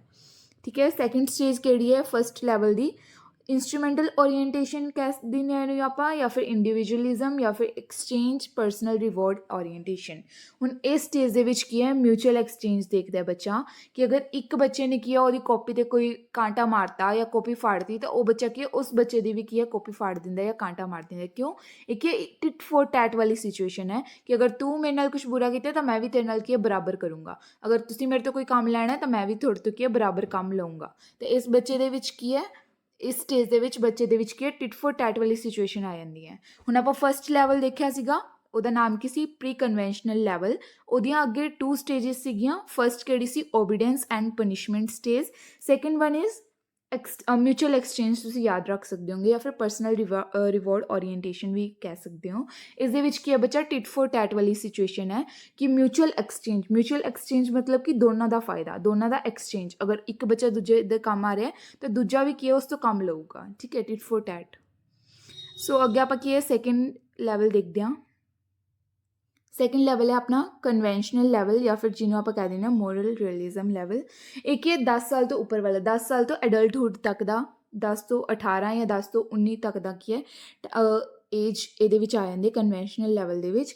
ਇਹਦੇ ਵਿੱਚ ਕੀ ਹੈ ਬੱਚਾ ਸਮਝਣ ਲੱਗ ਜਾਂਦਾ। ਹੁਣ ਜਿਵੇਂ ਛੋਟਾ ਬੱਚਾ ਹੁੰਦਾ ਹੈਗਾ, ਉਹ ਕੀ ਹੈ ਕੋਈ ਉਹਦੇ ਅੰਦਰ ਮੋਰਲ ਵੈਲਿਊਜ਼ ਨਹੀਂ ਹੁੰਦੀਆਂ, ਸੁਸਾਇਟੀ ਉਹਨੂੰ ਜਿਵੇਂ ਕਹਿੰਦੀ ਆ ਉਵੇਂ ਹੀ ਉਹ ਕਰਦਾ। ਬਟ ਇਸ ਸਟੇਜ ਦੇ ਵਿੱਚ ਕੀ ਹੈ ਬੱਚਾ ਮੋਰਲ ਵੈਲਿਊਜ਼ ਨੂੰ ਸਮਝਣ ਲੱਗ ਜਾਂਦਾ, ਬਟ ਕਰਦਾ ਉਹ ਉਵੇਂ ਹੀ ਹੈ, ਸੁਸਾਇਟੀ ਦੇ ਵਿੱਚ ਰਹਿੰਦਾ ਹੈ, ਪੇਰੈਂਟਸ ਦੇ ਅਕੋਰਡਿੰਗ ਚੱਲਦਾ ਹੈ, ਟੀਚਰਸ ਦੇ ਅਕੋਰਡਿੰਗ ਚੱਲਦਾ ਹੈ, ਸੁਸਾਇਟੀ ਆਰਡਰਸ ਦੇ ਅਕੋਰਡਿੰਗ ਚੱਲਦਾ ਹੈਗਾ। ਠੀਕ ਹੈ, ਕੋਈ ਆਰਡਰ ਜਾਂ ਲੋ ਉਹ ਚੇਂਜ ਨਹੀਂ ਕਰਦਾ, ਰੂਲਸ ਕੋਈ ਚੇਂਜ ਨਹੀਂ ਕਰਦਾ, ਬਟ ਉਹ ਕੀ ਹੈ ਹੁਣ ਉਸ ਮੋਰਲ ਵੈਲਿਊਜ਼ ਨੂੰ ਸਮਝਣ ਲੱਗ ਜਾਂਦਾ ਹੈਗਾ। ਠੀਕ ਹੈ, ਇਸ ਦੇ ਵਿੱਚ ਕੀ ਹੈ, ਇਸ ਦੇ ਵਿੱਚ ਵੀ ਅੱਗੇ 2 ਸਟੇਜਸ ਆਉਣਗੀਆਂ, ਸਟੇਜ 3 ਐਂਡ ਸਟੇਜ 4। ਸਟੇਜ 3 ਕਿਹੜੀ ਹੈ, good boy nice girl orientation. ਹੁਣ ਇਸ ਦੇ ਵਿੱਚ ਕੀ ਹੈ ਬੱਚਾ ਗੁੱਡ ਬॉय ਜਾਂ ਬੈਡ ਬॉय ਵਾਲਾ ਉਹ ਆ ਜਾਊਗਾ, ਕਿ ਅਗਰ ਕੋਈ ਬੱਚਾ ਕੰਮ ਕਰ ਰਿਹਾ, ਵਧੀਆ ਕੰਮ ਕਰ ਰਿਹਾ, ਤਾਂ ਉਹ ਕੀ ਹੈ ਗੁੱਡ ਬॉय ਵਾਲਾ ਉਹ ਟੈਗ ਮਿਲ ਜਾਏਗਾ ਉਹਨੂੰ। ਪਰ ਉਹੀ ਕਿਤੇ ਅਗਰ ਬੱਚਾ ਕੋਈ ਗਲਤ ਕੰਮ ਕਰ ਰਿਹਾ ਤਾਂ ਉਹ ਕੀ ਹੈ ਬੈਡ ਬॉय ਦੀ ਉਸ ਤੋਂ ਪਰਸਨੈਲਿਟੀ ਤੋਂ ਥੋੜ੍ਹਾ ਜਿਹਾ ਉਹ ਹੋ ਜਾਏਗਾ। ਠੀਕ ਹੈ, ਮਤਲਬ ਕਿ ਗੁੱਡ ਬॉय ਅਤੇ ਨਾਈਸ ਗਰਲ ਓਰੀਐਂਟੇਸ਼ਨ ਹੋ ਜਾਏਗਾ ਇਹਦੇ ਵਿੱਚ, ਕਿ ਬੱਚਾ ਵਧੀਆ ਗੁੱਡ ਬॉय ਦਿਖਾਉਣਾ ਚਾਹੁੰਦਾ, ਆਪਣੀ ਪਰਸਨੈਲਿਟੀ ਨੂੰ ਕੀ ਹੈ ਉਹ ਚੇਂਜ ਨਹੀਂ ਕਰਨਾ ਚਾਹੁੰਦਾ, ਬੈਡ ਨਹੀਂ ਦਿਖਾਉਣਾ ਚਾਹੁੰਦਾ। ਓਕੇ, ਸੋ ਅੱਗੇ ਦੇਖਦੇ ਹਾਂ। ਸਟੇਜ 4 ਕਿਹੜੀ ਹੈ, ਲੋ ਐਂਡ ਆਰਡਰ ਸਟੇਜ। ਇਸ ਦੇ ਵਿੱਚ ਕੀ ਹੈ ਬੱਚੇ ਨੇ ਜਿਹੜੇ ਲੋਜ਼ ਦੇਖੇ ਹੈ, ਜਿਹੜੇ ਰੂਲਸ ਦੇਖੇ ਹੈ, ਬੱਚਾ ਉਹਨੂੰ ਹੀ ਫੋਲੋ ਕਰੇਗਾ। ਅਗਰ ਕੋਈ ਉਹਨਾਂ ਰੂਲਸ ਨੂੰ, ਉਹਨਾਂ ਲੋਜ਼ ਨੂੰ ਤੋੜ ਰਿਹਾ, ਹੁਣ ਜਿਹੜੇ ਬੱਚਿਆਂ ਨੂੰ ਅਗਰ ਹਿੰਸ ਡੈਲਮਾ ਵਾਲਾ ਯਾਦ ਹੋਵੇ ਤੁਹਾਨੂੰ, ਹਿੰਸ ਡੈਲਮਾ ਦੇ ਵਿੱਚ ਜਿਹੜਾ ਕੋਲਬਰਗ ਨੇ ਸਟੋਰੀ ਸੁਣਾਈ ਸੀ ਬੱਚਿਆਂ ਨੂੰ। ਹੁਣ ਜਿਹੜੇ ਬੱਚਿਆਂ ਨੇ ਕਿਹਾ ਕਿ ਉਹਨੂੰ ਚੋਰੀ ਨਹੀਂ ਕਰਨੀ ਚਾਹੀਦੀ ਸੀ, ਕਿਉਂ, ਕਿਉਂਕਿ ਚੋਰੀ ਕਰਨਾ ਬੁਰੀ ਗੱਲ ਹੈ, ਗੰਦੀ ਗੱਲ ਹੈ ਨਾ। ਤਾਂ ਹੁਣ ਉਹ ਬੱਚੇ ਕਿਹੜੀ ਸਟੇਜ ਦੇ ਵਿੱਚ ਆ ਜਾਣਗੇ, ਲੋ ਐਂਡ ਆਰਡਰ ਵਾਲੀ ਸਟੇਜ ਦੇ ਵਿੱਚ ਆ ਜਾਣਗੇ, ਕਿ ਇਹਦਾ ਰੂਲ ਹੈ ਨਾ ਕਿ ਚੋਰੀ ਕਰਨਾ ਕੀ ਗਲਤ ਗੱਲ ਹੈ, ਤਾਂ ਉਹ ਜਿਹੜਾ ਉਹਨੇ ਚੋਰੀ ਕੀਤਾ ਉਹ ਗਲਤ ਹੈ। ਠੀਕ ਹੈ, ਜਿਹੜੇ ਬੱਚੇ ਹੁਣ ਇਹ ਲੌਜਿਕ ਦੇ ਰਹੇ ਨੇ, ਇਹ ਰੀਜ਼ਨਿੰਗ ਦੇ ਰਹੇ ਨੇ ਕਿ ਲੋ ਐਂਡ ਚੋਰੀ ਕਰਨਾ ਗਲਤ ਹੈ, ਉਹ ਕਿਹੜੀ ਸਟੇਜ ਦੇ ਵਿੱਚ ਆ ਜਾਣਗੇ, ਸਟੇਜ 4 ਦੇ ਵਿੱਚ ਆ ਜਾਣਗੇ, ਲੋ ਐਂਡ ਆਰਡਰ ਸਟੇਜ ਦੇ ਵਿੱਚ। ਮੀਨਸ ਕਿ ਜਿਹੜੇ ਰੂਲਸ ਬਣਾਏ ਗਏ ਹੈ ਉਹ ਪਰਸਨਸ ਦੇ ਲਈ ਬਣਾਏ ਗਏ ਹੈ, ਅਤੇ ਅਗਰ ਜਿਹੜੇ ਪੀਪਲ ਹੈ ਉਹ ਲੋ ਜਾਂ ਆਰਡਰ ਕੀ ਹੈ ਚੇਂਜ ਕਰਦੇ, ਤੋੜਦੇ ਹੈ, ਤਾਂ ਕਿ ਉਹਨਾਂ ਦੇ ਲਈ ਗਲਤ ਗੱਲ ਹੈ। ਲੋ ਐਂਡ ਆਰਡਰ ਸਭ ਤੋਂ ਫਸਟ, ਰੂਲਸ ਆਰ ਰੂਲਸ। ਠੀਕ ਹੈ, ਇਸ ਸਟੇਜ ਦੇ ਵਿੱਚ ਰੂਲਸ ਨੂੰ ਕੀ ਹੈ ਜ਼ਿਆਦਾ ਇੰਪੋਰਟੈਂਸ ਦਿੱਤੀ ਜਾਏਗੀ। ਅੱਗੇ ਆਪਾਂ 3rd ਲੈਵਲ ਦੇਖਦੇ ਹਾਂ ਇਹਨਾਂ ਦਾ, post conventional level. Post conventional level ਨੂੰ ਹੋਰ ਕੀ ਕਿਹਾ ਜਾਂਦਾ, ਮੋਰੈਲਿਟੀ ਆਫ ਕੋਆਪਰੇਸ਼ਨ। ਹੁਣ ਜਿਵੇਂ ਫਸਟ ਲੈਵਲ ਦੇ ਵਿੱਚ ਕੀ ਹੈ, ਬੱਚੇ ਦੀ ਖੁਦ ਦੀ ਕੋਈ ਮੋਰੈਲਿਟੀ ਨਹੀਂ ਸੀ, ਸੁਸਾਇਟੀ ਜਿਵੇਂ ਕਰ ਰਹੀ ਸੀ ਬਸ ਉਵੇਂ ਹੀ ਉਹ ਦੇਖ ਕੇ ਕੀ ਹੈ ਸੇਮ ਉਹੀ ਮੋਰਲ ਵੈਲਿਊਜ਼ ਵਗੈਰਾ ਉਹੀ ਸੀਗਾ। ਬਟ ਸੈਕਿੰਡ ਦੇ ਵਿੱਚ ਕੀ ਹੈ, ਬੱਚਾ ਸਮਝਣ ਲੱਗ ਗਿਆ ਸੀ ਮੋਰਲ ਵੈਲਿਊਜ਼ ਨੂੰ ਕਿ ਇਹ ਹੁੰਦਾ ਕੀ ਹੈ ਮੋਰਲ ਵੈਲਿਊਜ਼, ਕਿ ਸਹੀ ਕੀ ਹੈ ਗਲਤ ਕੀ ਹੈ। ਬਟ ਉਹ ਚੱਲਦਾ ਸੁਸਾਇਟੀ ਦੇ ਅਕੋਰਡਿੰਗ ਹੀ ਸੀ। ਕਿਉਂਕਿ ਉਹ ਖੁਦ ਦੀ ਇਮੇਜ ਖੁਦ ਦੀ, ਅਗਰ ਬੱਚੇ ਨੂੰ ਪਤਾ ਵੀ ਹੈ ਕਿ ਹਾਂ ਉਹਦੇ ਗਲਤ ਹੋ ਰਿਹਾ ਸੁਸਾਇਟੀ ਦੇ ਵਿੱਚ, ਪਰ ਉਹ ਬੋਲਦਾ ਨਹੀਂ ਸੀ ਬੱਚਾ। ਕਿਉਂਕਿ ਉਹਨੇ ਸੁਸਾਇਟੀ ਦੇ ਵਿੱਚ ਹੀ ਰਹਿਣਾ, ਗੁੱਡ ਇਮੇਜ ਆਪਣੀ ਕੀ ਹੈ ਬਣਾਈ ਰੱਖਣੀ ਹੈ। ਪਰ ਹੁਣ ਜਿਹੜਾ ਲੈਵਲ 3 ਹੈ ਪੋਸਟ ਕਨਵੈਨਸ਼ਨਲ ਲੈਵਲ, ਇਹਦੇ ਵਿੱਚ ਕੀ ਹੈ ਬੱਚਾ ਸਮਝੇਗਾ ਵੀ ਮੋਰੈਲਿਟੀ ਨੂੰ, ਮੋਰਲ ਵੈਲਿਊਜ਼ ਨੂੰ, ਆਪਣਾ ਮੋਰਲ ਡਿਸੀਜ਼ਨਸ ਵੀ ਅੱਗੇ ਰੱਖੇਗਾ। ਇਸ ਦੇ ਵਿੱਚ ਕੀ ਹੈ ਬੱਚਾ ਇੰਡੀਵਿਜੂਅਲੀ ਜਾਂ ਫਿਰ ਸਾਰੀ ਸੁਸਾਇਟੀ ਦੇ ਵਧੀਆ ਦੇ ਲਈ ਹਿੱਤ ਦੇ ਵਿੱਚ ਸੋਚੇਗਾ। ਠੀਕ ਹੈ, ਇਸ ਦੇ ਵਿੱਚ ਵੀ ਐਵੇਂ ਹੀ 2 ਸਟੇजेस ਨੇ, ਅੱਗੇ ਦੇਖਦੇ ਹਾਂ। ਫਸਟ ਸਟੇਜ ਕਿਹੜੀ ਹੈ, social contract orientation, and second ਕੀ ਆਪਣੀ ਯੂਨੀਵਰਸਲ ਐਥੀਕਲ ਪ੍ਰਿੰਸੀਪਲ ਓਰੀਐਂਟੇਸ਼ਨ। ਹੁਣ ਜਿਹੜੀ ਸੋਸ਼ਲ ਕੰਟਰੈਕਟ ਓਰੀਐਂਟੇਸ਼ਨ ਹੈ ਇਹਦੇ ਵਿੱਚ ਕੀ ਕਿਹਾ ਗਿਆ ਹੈਗਾ ਕਿ ਜਿਹੜਾ ਬੱਚਾ ਹੈ ਉਹ ਸੁਸਾਇਟੀ ਦੇ ਅਕੋਰਡਿੰਗ, ਜਿਹੜਾ ਸੁਸਾਇਟੀ ਦੇ ਲਈ ਉਹਦੀ ਜਿਹੜੀ ਫੈਮਿਲੀ ਹੈ, ਸੁਸਾਇਟੀ ਹੈ, ਇੰਡੀਵਿਜੂਅਲੀ ਹੈ ਚਾਹੇ ਬੱਚਾ, ਜਿਹੜਾ ਵੀ ਉਹਦੇ ਖੁਦ ਦੇ ਲਈ ਵਧੀਆ ਹੋਏਗਾ। ਅਗਰ ਕੋਈ ਰੂਲ ਕੀ ਹੈ ਤੰਗ ਕਰ ਰਿਹਾ ਸੁਸਾਇਟੀ ਦੇ ਲੋਕਾਂ ਨੂੰ ਜਾਂ ਉਹਦੀ ਖੁਦ ਦੀ ਫੈਮਿਲੀ ਨੂੰ ਜਾਂ ਉਹਨੂੰ, ਤਾਂ ਉਹ ਕੀ ਹੈ ਉਹਨਾਂ ਲੋਜ਼ ਨੂੰ, ਉਹਨਾਂ ਰੂਲਸ ਨੂੰ ਕੀ ਹੈ ਨਹੀਂ ਮੰਨੇਗਾ, ਉਹਨਾਂ ਨੂੰ ਕੀ ਹੈ ਚੇਂਜ ਕਰ ਦੇਗਾ। ਅਤੇ ਯੂਨੀਵਰਸਲ ਐਥੀਕਲ ਪ੍ਰਿੰਸੀਪਲ ਦੇ ਵਿੱਚ ਕੀ ਹੈ, ਹੁਣ ਇਹ ਜਿਹੜੀ ਸਟੇਜ ਹੈ ਇਹਦੇ ਵਿੱਚ ਬਹੁਤ ਹੀ ਜ਼ਿਆਦਾ ਘੱਟ ਲੋਕ ਜਾਂਦੇ ਆ, ਘੱਟ ਲੋਕ ਪਹੁੰਚ ਪਾਉਂਦੇ ਆ। ਇਹਦੇ ਵਿੱਚ ਕਿਹੜੇ ਲੋਕ ਆ ਜਾਂਦੇ, ਜਿਵੇਂ ਮਹਾਤਮਾ ਗਾਂਧੀ ਹੋ ਗਏ, ਭਗਤ ਸਿੰਘ ਹੋ ਗਏ, ਠੀਕ ਹੈ, ਜਿਹੜੇ ਵੀ ਆਪਣੇ ਫਰੀडम ਫਾਈਟਰਸ ਨੇ, ਮਤਲਬ ਜਿਹੜੇ ਕੀ ਹੈ ਸਾਰੀ ਪੋਪੂਲੇਸ਼ਨ ਦੇ ਲਈ ਖੁਦ ਦੀ ਕੁਰਬਾਨੀ ਦੇ ਦਿੰਦੇ ਆ। ਠੀਕ ਹੈ, ਸਾਰੀ ਪੋਪੂਲੇਸ਼ਨ ਦੇ ਲਈ ਖੁਦ ਦਾ ਨਹੀਂ ਸੋਚਦੇ ਬਲਕਿ ਕਿਹਦਾ ਸੋਚਦੇ, ਸਾਰੀ ਪੋਪੂਲੇਸ਼ਨ ਦਾ। ਜਿਹੜੀ ਇਹ ਆਪਣੀ 5th ਸਟੇਜ ਸੀਗੀ, ਇਹਦੇ ਵਿੱਚ ਕੀ ਹੈ ਥੋੜ੍ਹੀ ਕੁਛ ਲੋਕਾਂ ਦੇ ਲਈ, ਕੁਝ ਸੁਸਾਇਟੀ ਦੇ ਮੈਂਬਰਸ ਦੇ ਬਾਰੇ ਸੋਚਿਆ ਜਾਂਦਾ, ਇੰਡੀਵਿਜੂਅਲੀ ਸੋਚਿਆ ਜਾਂਦਾ। ਪਰ ਇਸ ਸਟੇਜ ਦੇ ਵਿੱਚ ਇੰਡੀਵਿਜੂਅਲੀ ਛੱਡ ਕੇ ਬਾਕੀ ਪੋਪੂਲੇਸ਼ਨ ਬਾਰੇ ਸੋਚਿਆ ਜਾਂਦਾ ਹੈ। ਠੀਕ ਹੈ, ਤਾਂ ਹੁਣ ਇਹ ਜਿਹੜੇ ਆਪਣੇ 6 ਸਟੇਜਸ ਸੀ ਅਤੇ 3 ਲੈਵਲ ਸੀਗੀਆਂ, ਇਹ ਕਿਹਨਾਂ ਨੇ ਦਿੱਤਾ, ਕੋਹਲਬਰਗ ਦੀ ਮੋਰਲ ਡਿਵੈਲਪਮੈਂਟ ਥਿਊਰੀ ਦੇ ਉੱਪਰ ਹੈ। ਮੋਰਲ ਡਿਵੈਲਪਮੈਂਟ ਥਿਊਰੀ ਤੋਂ ਕੀ ਮਤਲਬ ਹੈ, ਮੋਰੈਲਿਟੀ, ਮੋਰਲ ਡਿਸੀਜ਼ਨਸ। ਠੀਕ ਹੈ, ਜਿਹੜੇ ਬੱਚੇ ਕੀ ਹੈ ਆਪਣੀ ਮੋਰਲ ਰੀਜ਼ਨਿੰਗ ਦਿੰਦੇ ਆ। ਮੋਰਲ ਰੀਜ਼ਨਿੰਗ ਮਤਲਬ ਕਿ ਕੋਈ ਵੀ ਉਹਨਾਂ ਨੇ ਡਿਸੀਜ਼ਨ ਲੈਣਾ, ਉਹਦੇ ਲਈ ਜੋ ਵੀ ਉਹ ਰੀਜ਼ਨ ਦੇ ਰਹੇ ਨੇ ਕਿ ਹਾਂ ਇਹ ਡਿਸੀਜ਼ਨ ਉਹਨਾਂ ਨੇ ਕਿਉਂ ਲਿੱਤਾ, ਇਹ ਮੋਰਲ ਵੈਲਿਊਜ਼ ਵੱਲੋਂ ਕਿਉਂ ਗਏ, ਤਾਂ ਉਹਨੂੰ ਕੀ ਕਿਹਾ ਜਾਂਦਾ, ਮੋਰਲ ਰੀਜ਼ਨਿੰਗ। ਅਤੇ ਜਿਹੜੀ ਬੱਚੇ ਉਹ ਮੋਰਲ ਰੀਜ਼ਨਿੰਗ ਦਿੰਦੇ ਆ, ਉਹ ਮੋਰਲ ਰੀਜ਼ਨਿੰਗ ਦੇ ਅਕੋਰਡਿੰਗ ਕੋਹਲਬਰਗ ਨੇ ਅੱਗੇ ਕੀ ਹੈ 6 ਸਟੇਜਸ ਡਿਵਾਈਡ ਕੀਤੀਆਂ ਅਤੇ 3 ਲੈਵਲ ਡਿਵਾਈਡ ਕੀਤੇ ਹੈ। ਫਸਟ ਲੈਵਲ ਕਿਹੜਾ ਸੀ ਆਪਣਾ ਪ੍ਰੀ ਕਨਵੈਨਸ਼ਨਲ ਲੈਵਲ, ਸੈਕਿੰਡ ਕਿਹੜਾ ਸੀ ਕਨਵੈਨਸ਼ਨਲ ਲੈਵਲ, ਐਂਡ ਥਰਡ ਕਿਹੜਾ ਸੀ ਆਪਣਾ ਪੋਸਟ ਕਨਵੈਨਸ਼ਨਲ ਲੈਵਲ। ਠੀਕ ਹੈ, ਫਸਟ ਲੈਵਲ ਦੇ ਵਿੱਚ ਆਪਣੀ ਕੀ ਹੈ 2 ਸਟੇਜਸ ਸੀਗੀਆਂ। ਸਟੇਜ 1 ਕਿਹੜੀ ਸੀ, ਓਬੀਡੀਐਂਸ ਐਂਡ ਪਨਿਸ਼ਮੈਂਟ ਸਟੇਜ, ਜਿਹਦੇ ਵਿੱਚ ਕੀ ਹੈ ਬੱਚਾ ਸਿਰਫ ਪਨਿਸ਼ਮੈਂਟ ਦੇ ਡਰ ਤੋਂ ਕੀ ਹੈ ਕਹਿਣਾ ਮੰਨਦਾ ਹੈ। ਠੀਕ ਹੈ, ਸੈਕਿੰਡ ਸਟੇਜ ਕਿਹੜੀ ਸੀ ਆਪਣੀ ਮਿਊਚੁਅਲ ਐਕਸਚੇਂਜ ਸਟੇਜ, ਜਿਹਦੇ ਵਿੱਚ ਬੱਚਾ ਕੀ ਹੈ ਅਗਰ ਪੇਰੈਂਟ ਦਾ ਕੋਈ ਵੀ ਕੰਮ ਕਰ ਰਿਹਾ ਤਾਂ ਪੇਰੈਂਟਸ ਤੋਂ ਕੀ ਹੈ ਬਦਲੇ ਦੇ ਵਿੱਚ ਕੁਛ ਨਾ ਕੁਛ ਮੰਗਦਾ ਕਿ ਹਾਂ ਮੈਨੂੰ ਵੀ ਕੀ ਹੈ ਕੁਛ ਚਾਹੀਦਾ, ਜਾਂ ਫਿਰ ਕੀ ਹੈ ਮੈਨੂੰ ਵੀ ਮੇਰੇ ਲਈ ਕੀ ਹੈ। ਤਾਂ ਥਰਡ ਸਟੇਜ ਕਿਹੜੀ ਸੀ ਆਪਣੀ good boy and good girl stage. ਠੀਕ ਹੈ, ਜਿਹਦੇ ਵਿੱਚ ਕੀ ਹੈ ਬੱਚਾ ਆਪਣੀ ਗੁੱਡ ਪਰਸਨੈਲਿਟੀ, ਗੁੱਡ ਇਮੇਜ ਰੱਖਣਾ ਚਾਹੁੰਦਾ ਹੈਗਾ ਸੁਸਾਇਟੀ ਦੇ ਵਿੱਚ। ਆਪਣੀ ਫੋਰਥ ਸਟੇਜ ਕਿਹੜੀ ਸੀ, ਲੋ ਐਂਡ ਆਰਡਰ ਸਟੇਜ, ਜਿਹਦੇ ਵਿੱਚ ਕੀ ਹੈ ਬੱਚਾ ਰੂਲ ਨੂੰ ਰੂਲ ਮੰਨਦਾ, ਲੋ ਨੂੰ ਲੋ ਮੰਨਦਾ। ਅਗਰ ਕੋਈ ਵੀ ਕੀ ਹੈ ਉਹ ਲੋ ਨੂੰ ਤੋੜਦਾ ਜਾਂ ਰੂਲ ਨੂੰ ਤੋੜਦਾ ਤਾਂ ਉਹ ਕੀ ਹੈ ਉਸਨੂੰ ਪਨਿਸ਼ਮੈਂਟ ਦਾ ਹੱਕਦਾਰ ਮੰਨਦਾ, ਮਤਲਬ ਕਿ ਉਹਨੂੰ ਗਲਤ ਮੰਨਦਾ ਹੈ। ਠੀਕ ਹੈ, ਆਪਣੀ 5th ਸਟੇਜ ਕਿਹੜੀ ਸੀਗੀ, ਇੰਡੀਵਿਜੂਅਲ ਡਿਸੀਜ਼ਨਸ ਲੈਂਦਾ, ਜਿਹਦੇ ਵਿੱਚ ਆਪਣੇ ਸੋਸ਼ਲ ਕੰਟਰੈਕਟ ਓਰੀਐਂਟੇਸ਼ਨ ਵਾਲੀ ਸਟੇਜ। ਇਹਦੇ ਵਿੱਚ ਕੀ ਹੈ ਬੱਚਾ ਖੁਦ ਦੇ ਬਾਰੇ ਸੋਚਦਾ, ਆਪਣੀ ਫੈਮਿਲੀ ਮੈਂਬਰਸ ਦੇ ਬਾਰੇ ਸੋਚਦਾ, ਆਪਣੀ ਸੁਸਾਇਟੀ ਦੇ ਬਾਰੇ ਸੋਚਦਾ। ਅਗਰ ਕੋਈ ਵੀ ਲੋਕ ਕੀ ਹੈ ਸੁਸਾਇਟੀ ਦੇ ਲਈ ਗਲਤ ਹੈ ਜਾਂ ਸੁਸਾਇਟੀ ਦੀ ਫਰੀडम ਦੇ ਲਈ ਗਲਤ ਹੈ ਤਾਂ ਉਹ ਕੀ ਹੈ ਲੋ ਚੇਂਜ ਹੋ ਜਾਂਦਾ ਹੈਗਾ। ਠੀਕ ਹੈ, ਲੋ ਚੇਂਜ ਕਰ ਦਿੰਦਾ ਹੈਗਾ। ਅਤੇ 6th ਸਟੇਜ ਕਿਹੜੀ ਸੀ ਆਪਣੀ universal ethical principle orientation, means ਕੀ ਹੈ ਇਸ ਦੇ ਵਿੱਚ ਪੂਰੀ ਪੋਪੂਲੇਸ਼ਨ ਬਾਰੇ, ਪੂਰੀ ਜਿੰਨੇ ਵੀ ਲੋਕ ਹੈ, ਜਿੰਨੇ ਵੀ ਪੀਪਲ ਨੇ ਸਾਰਿਆਂ ਦੇ ਬਾਰੇ ਸੋਚਿਆ ਜਾਂਦਾ ਹੈ, ਸਾਰਿਆਂ ਦੀ ਭਲਾਈ ਦੇ ਲਈ ਸੋਚਿਆ ਜਾਂਦਾ ਹੈਗਾ। ਖੁਦ ਇੰਡੀਵਿਜੂਅਲੀ ਕਿਸੇ ਇੱਕ ਪਰਸਨ ਦੇ ਬਾਰੇ ਜਾਂ ਕੁਛ ਮੈਂਬਰਸ ਦੇ ਬਾਰੇ ਨਹੀਂ ਸੋਚਿਆ ਜਾਂਦਾ। ਠੀਕ ਹੈ, ਅਤੇ ਹੁਣ ਜਿਹੜੀ ਆਪਾਂ ਬਰੂਨਰ ਦੀ ਥਿਊਰੀ ਪੜ੍ਹੀ ਸੀਗੀ ਕੋਗਨੀਟਿਵ ਲਰਨਿੰਗ ਥਿਊਰੀ, ਉਹਦੇ ਵਿੱਚ ਕਿੰਨੀਆਂ ਸਟੇਜਸ ਸੀਗੀਆਂ, 3 ਸਟੇਜਸ ਸੀਗੀਆਂ। ਫਸਟ ਸੀਗੀ ਇਨਐਕਟਿਵ ਸਟੇਜ, ਸੈਕਿੰਡ ਸੀਗੀ ਆਈਕੋਨਿਕ ਰਿਪਰੈਜ਼ੈਂਟੇਸ਼ਨ, ਥਰਡ ਸੀ ਆਪਣੀ ਸਿੰਬੋਲਿਕ ਰਿਪਰੈਜ਼ੈਂਟੇਸ਼ਨ। ਇਨਐਕਟਿਵ ਸਟੇਜ ਦੇ ਵਿੱਚ ਕੀ ਹੈ ਬੱਚਾ ਐਕਟੀਵਿਟੀ ਕਰਕੇ ਸਿੱਖਦਾ ਹੈ, ਹੱਥ ਪੈਰ ਮਾਰ ਕੇ ਸਿੱਖਦਾ ਹੈ, ਜਾਂ ਕਿ ਕੁਛ ਵੀ ਡਰੋ ਕਰਕੇ ਦੇਖ ਕੇ ਸੁਣ ਕੇ ਸਿੱਖਦਾ ਹੈ। ਠੀਕ ਹੈ, ਅਤੇ ਸੈਕਿੰਡ ਸਟੇਜ ਕਿਹੜੀ ਸੀ ਆਪਣੀ ਆਈਕੋਨਿਕ ਸਟੇਜ, ਮੀਨਸ ਕਿ ਬੱਚਾ ਆਈਕਨਸ ਦੇ ਥਰੂ ਦੇਖ ਕੇ, ਕੋਈ ਵੀ ਪਿਕਚਰ ਦੇਖ ਕੇ ਜਾਂ ਫਿਰ ਕੋਈ ਵੀ ਕੀ ਡਾਇਗਰਾਮ ਦੇਖ ਕੇ, ਡਰਾਇੰਗ ਦੇਖ ਕੇ ਕੀ ਸਿੱਖਦਾ ਹੈ। ਥਰਡ ਸਟੇਜ ਕਿਹੜੀ ਸੀ ਆਪਣੀ ਸਿੰਬੋਲਿਕ ਸਟੇਜ, ਜਿਹਦੇ ਵਿੱਚ ਬੱਚਾ ਕੀ ਹੈ ਵਰਡਸ ਦੇ ਥਰੂ, ਸਿੰਬਲ ਦੇ ਥਰੂ ਸਿੱਖਦਾ ਹੈ। ਓਕੇ, ਸੋ ਅੱਗੇ ਇਸ ਥਿਊਰੀ ਦੀ ਕੀ ਕੁਝ ਆਪਾਂ ਕ੍ਰਿਟਿਸਿਜ਼ਮ ਆਲੋਚਨਾ ਦੇਖਦੇ ਹਾਂ। ਜੋ ਕਿ ਮੈਂ ਪਹਿਲਾਂ ਵੀ ਕਰਵਾਈ ਸੀ, ਕਿ ਕੈਰਲ ਗਿਲੀਗਨ ਸੀ ਜਿਹੜੀ, ਇਹ ਕੀ ਹੈ, ਇਹਨਾਂ ਦੀ ਹੀ ਸਟੂਡੈਂਟ ਸੀ, ਕੋਹਲਬਰਗ ਦੀ ਸਟੂਡੈਂਟ ਸੀਗੀ, ਜਿਹਨੇ ਕੀ ਕਿਹਾ ਸੀ ਕਿ ਜਿਹੜੀ ਕੋਹਲਬਰਗ ਦੀ ਇਹ ਥਿਊਰੀ ਹੈ, ਮੋਰਲ ਡਿਵੈਲਪਮੈਂਟ ਥਿਊਰੀ ਹੈ, ਇਹ ਕੀ ਇੱਕ ਜੈਂਡਰ ਬਾਇਸ ਥਿਊਰੀ ਹੈ। ਕਿਉਂ? ਕਿਉਂਕਿ ਇਸ ਦੇ ਵਿੱਚ ਗਰਲਸ ਦੀ, ਵੂਮਨ ਦੀ ਕੋਈ ਵੀ ਕੀ ਹੈ ਗੱਲ ਨਹੀਂ ਕੀਤੀ ਗਈ ਹੈ।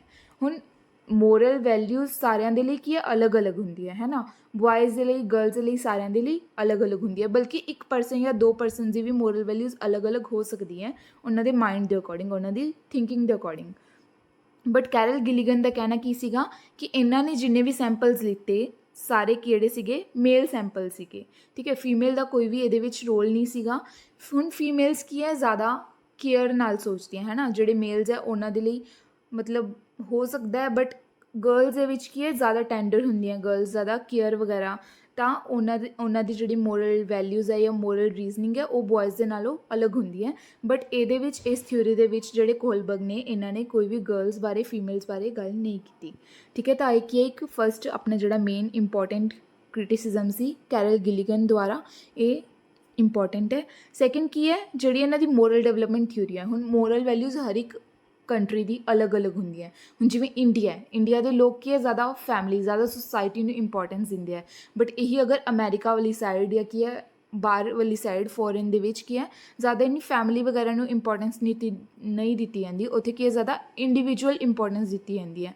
ਤਾਂ ਉੱਥੇ ਕੀ ਹੈ, ਸਾਰੇ ਕਲਚਰ ਦੇ ਅਕੋਰਡਿੰਗ ਜਾਂ ਕੰਟਰੀ ਦੇ ਡਿਫਰੈਂਸ ਦੇ ਅਕੋਰਡਿੰਗ ਕੀ ਹੈ, ਮੋਰਲ ਵੈਲਿਊਜ਼, ਮੋਰਲ ਰੀਜ਼ਨਿੰਗ ਅਲੱਗ-ਅਲੱਗ ਹੋ ਸਕਦੀ ਹੈ, ਤਾਂ ਉਹ ਸਾਰਿਆਂ 'ਤੇ ਸੇਮ ਨਹੀਂ ਹੁੰਦੀ। ਤਾਂ ਇਹ ਵੀ ਕੀ ਆਪਣੀ ਕ੍ਰਿਟਿਸਿਜ਼ਮ ਹੈ।